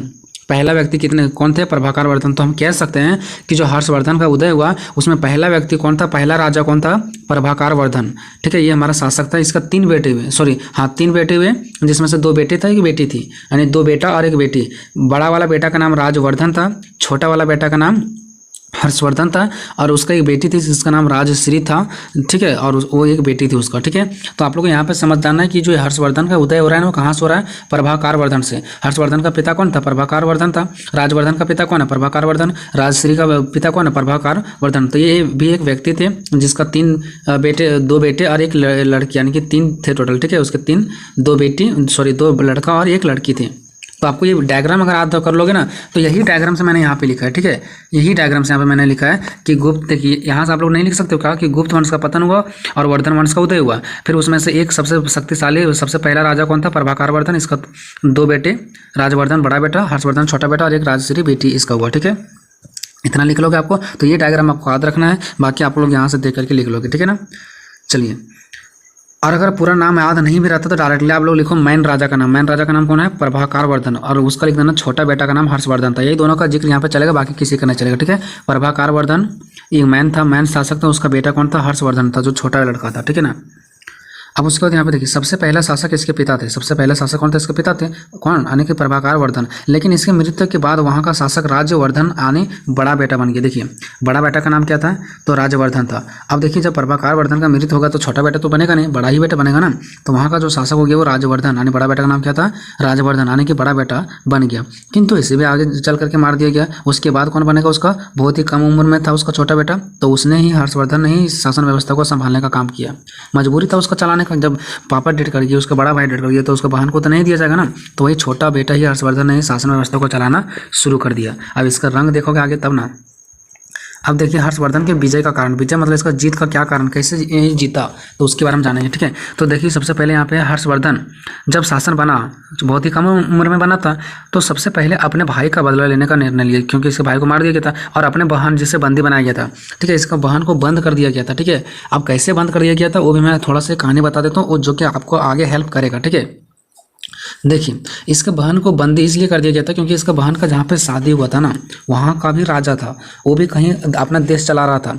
तो वो जो इसका यानी कि जो इसका बहनोई था, इसका बहन का जो पति था उसका बहनोई लगेगा ना, तो बहनोई भी इसका कहीं का राजा था। बहनोई मतलब जीजाजी। ठीक है, इसका जीजाजी भी कहीं का राजा था। तो इसके जीजाजी कोई और राजा से लड़ाई लड़े थे। ठीक है, तो इसका जीजाजी उस लड़ाई में मर गए थे। ठीक है, अब जब जीजाजी मर गए थे ना, तो इसका बहन को भी वहाँ के राजा, जो राजा जीत गए थे, इसका बहनोई को मार करके जो राजा जीत गए थे, इसका जीजा को मार करके जो राजा जीते थे, वो राजा इसका बहन को भी वहाँ पे बंदी कर लिया। उसका पति को तो मारा ही मारा, और उसकी जो पत्नी थी यानी कि इसका बहन था, हर्षवर्धन का बहन, उसको भी क्या कर लिया गया था? बंद कर दिया गया था। तो उस बहन जो बंद थी उसको छुड़ाने के लिए और अपना भाई को बदला लेने के लिए इसने क्या किया? हर्षवर्धन ने दोनों कार्यों में सफलता हुआ और दोनों कार्यों में मतलब जीत हो गया। इसका बहन को भी बंदी से छुड़ा लिया गया और इसका जो भाई का बदला भी ले लिया इसने। ठीक है, अब देखो एक एक करके पॉइंट यहाँ से समझ आएगा। ठीक है, क्या कारण था कि हर्षवर्धन का विजय हो गया, यानी हर्षवर्धन ने जीतते चला गया? तो यहाँ से देखिए, पहला है हर्षवर्धन का सैनिक। हर्षवर्धन का सैनिक मतलब हर्षवर्धन अपने पास सैनिक रखता था और हमेशा सैनिकों से काम करता था। ठीक है, तो हर्षवर्धन अपने सैनिक का इस्तेमाल सबसे पहले उस शासक के लिए किया जो इसके बड़े भाई का हत्या किया था, है ना। सबसे पहले सैनिकों का यूज वहाँ पे किया था जो इसके बड़ा भाई का हत्या किया था। ठीक है, और इससे छुटकारा लेना चाहता था। साथ ही अपनी बहन को जो बंदी से छुटकारा दिलाने में सफल हो गया था और अपने बहन को भी क्या किया था? जो बंद किया गया था, जो राजा इसका बहन को बंद कर दिया गया था, वहाँ से भी छुटकारा पाने में सफल हो गया। किसके सहायता से? अकेले करेगा क्या? नहीं, सैनिकों की सहायता से। और वहाँ का शासक बन गया। अब देखिए वहाँ का शासक बन गया। अब देखो छुटकारा भी दिलाया, भाई का भी बदला लिया, तो क्या बन गया? वहाँ का शासक बन गया। और उसके जीजा मतलब समझ रहे हो ना, उसका बहन वाला, बहन का पति जीजा का शासन व्यवस्था को भी अपने में भी मिला लिया। अब देखिए जो इसका जीजा जी को मार दिए थे, ठीक है, तो वहाँ का तो राजा कोई रहा नहीं। ठीक है, तो उसका जीजा जी को मार दिया गया, वहाँ का कोई राजा रहा नहीं। तो यही यानी कि इसका जो बहन का भाई था हर्षवर्धन ने ही उसकी व्यवस्था को भी संभालने का काम किया। मतलब अपना शासन व्यवस्था को चला ही रहा है, प्लस में अपना जीजा जी को जो मार दिया गया तो उसके भी शासन व्यवस्था को अपने में मिला लिया और अपने साथ चलाने का निर्णय ले लिया। ठीक है, यानी उसको भी जो एरिया था, उसका भी जो क्षेत्र था, उसका भी देश था, उसको अपने से चलाने का निर्णय ले लिया। ठीक है, उसके बाद देखिए पहला था। दूसरा यहाँ पे आएगा वल्लभी राज। वल्लभी राज जिसको जो गुजरात में को कहा जाता है। ठीक है, पहले वल्लभी राज कहा जाता था, अभी गुजरात कहा जाता है। ठीक है, तो गुजरात अभी के टाइम में, पहले वल्लभी राज। तो इसने गुजरात पर भी विजय किया। विजय मतलब जीत किया। कौन? हर्षवर्धन।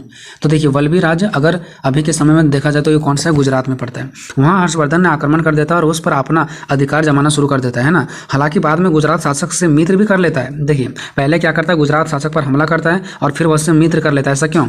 और क्यों करता है ऐसा देखो, और उसका राज लौटा देता है। देखिए जब उसके ऊपर आक्रमण करता है तो उस टाइम राज अपना ले लेता है, लेकिन फिर उससे मित्र कर लेता है, गुजरात वाले राजा से मित्र कर लेता है हर्षवर्धन।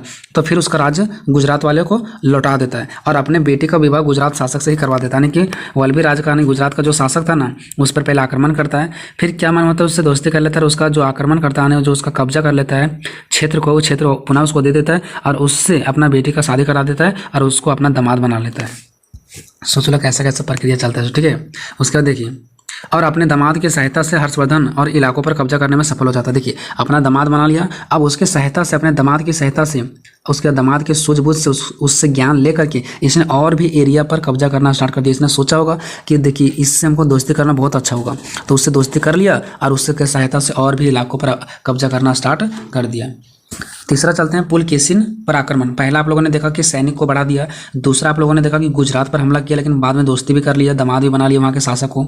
तीसरा देखो एक और ऐसा राजा था, एक और शासक ऐसा था जो पुलकेशिन नाम था इसका, इस पर भी आक्रमण कर देता है। एक अलग राजा, अलग देश का राजा है। ठीक है, तो तीसरा है पुलकेशिन पर आक्रमण। देखिए पुलकेशिन एक राजा है, ठीक है, इस पर भी आक्रमण कर देता है। तो हर्षवर्धन का जब विजय होता है, विजय होता जा रहा था, विजय होता जा रहा मतलब सब जगह से जीतते आ रहे थे, तब वह रुकने का नाम नहीं ले रहे थे और वह अपने विस्तार करने के लिए, बड़ा लंबा चौड़ा एरिया फैलाने के लिए पुलकेशिन है ना, पुलकेशिन शासक के राज्य पर आक्रमण कर देता है, यानी कि हमला कर देता है। लेकिन यह इस आक्रमण में असफल हो जाता है, लेकिन पुलकेशिन से जीत नहीं पाता है, ठीक है, पुलकेशिन से जीत नहीं पाता है। इससे यह क्या हो जाता है, असफल हो जाता है। फिर हर्षवर्धन हार नहीं मानता है और हार ना माना और अपने साथ में 5 राज्य का सैनिक लाए। देख लो ये अब इसके पास तो एक राज्य था और 4 राज्य के और जाके वहाँ पे जाकर के मिला और कहा कि मुझे सैनिकों की जरूरत है और टोटल 5 राज्यों का सैनिक लाया, सोच लो।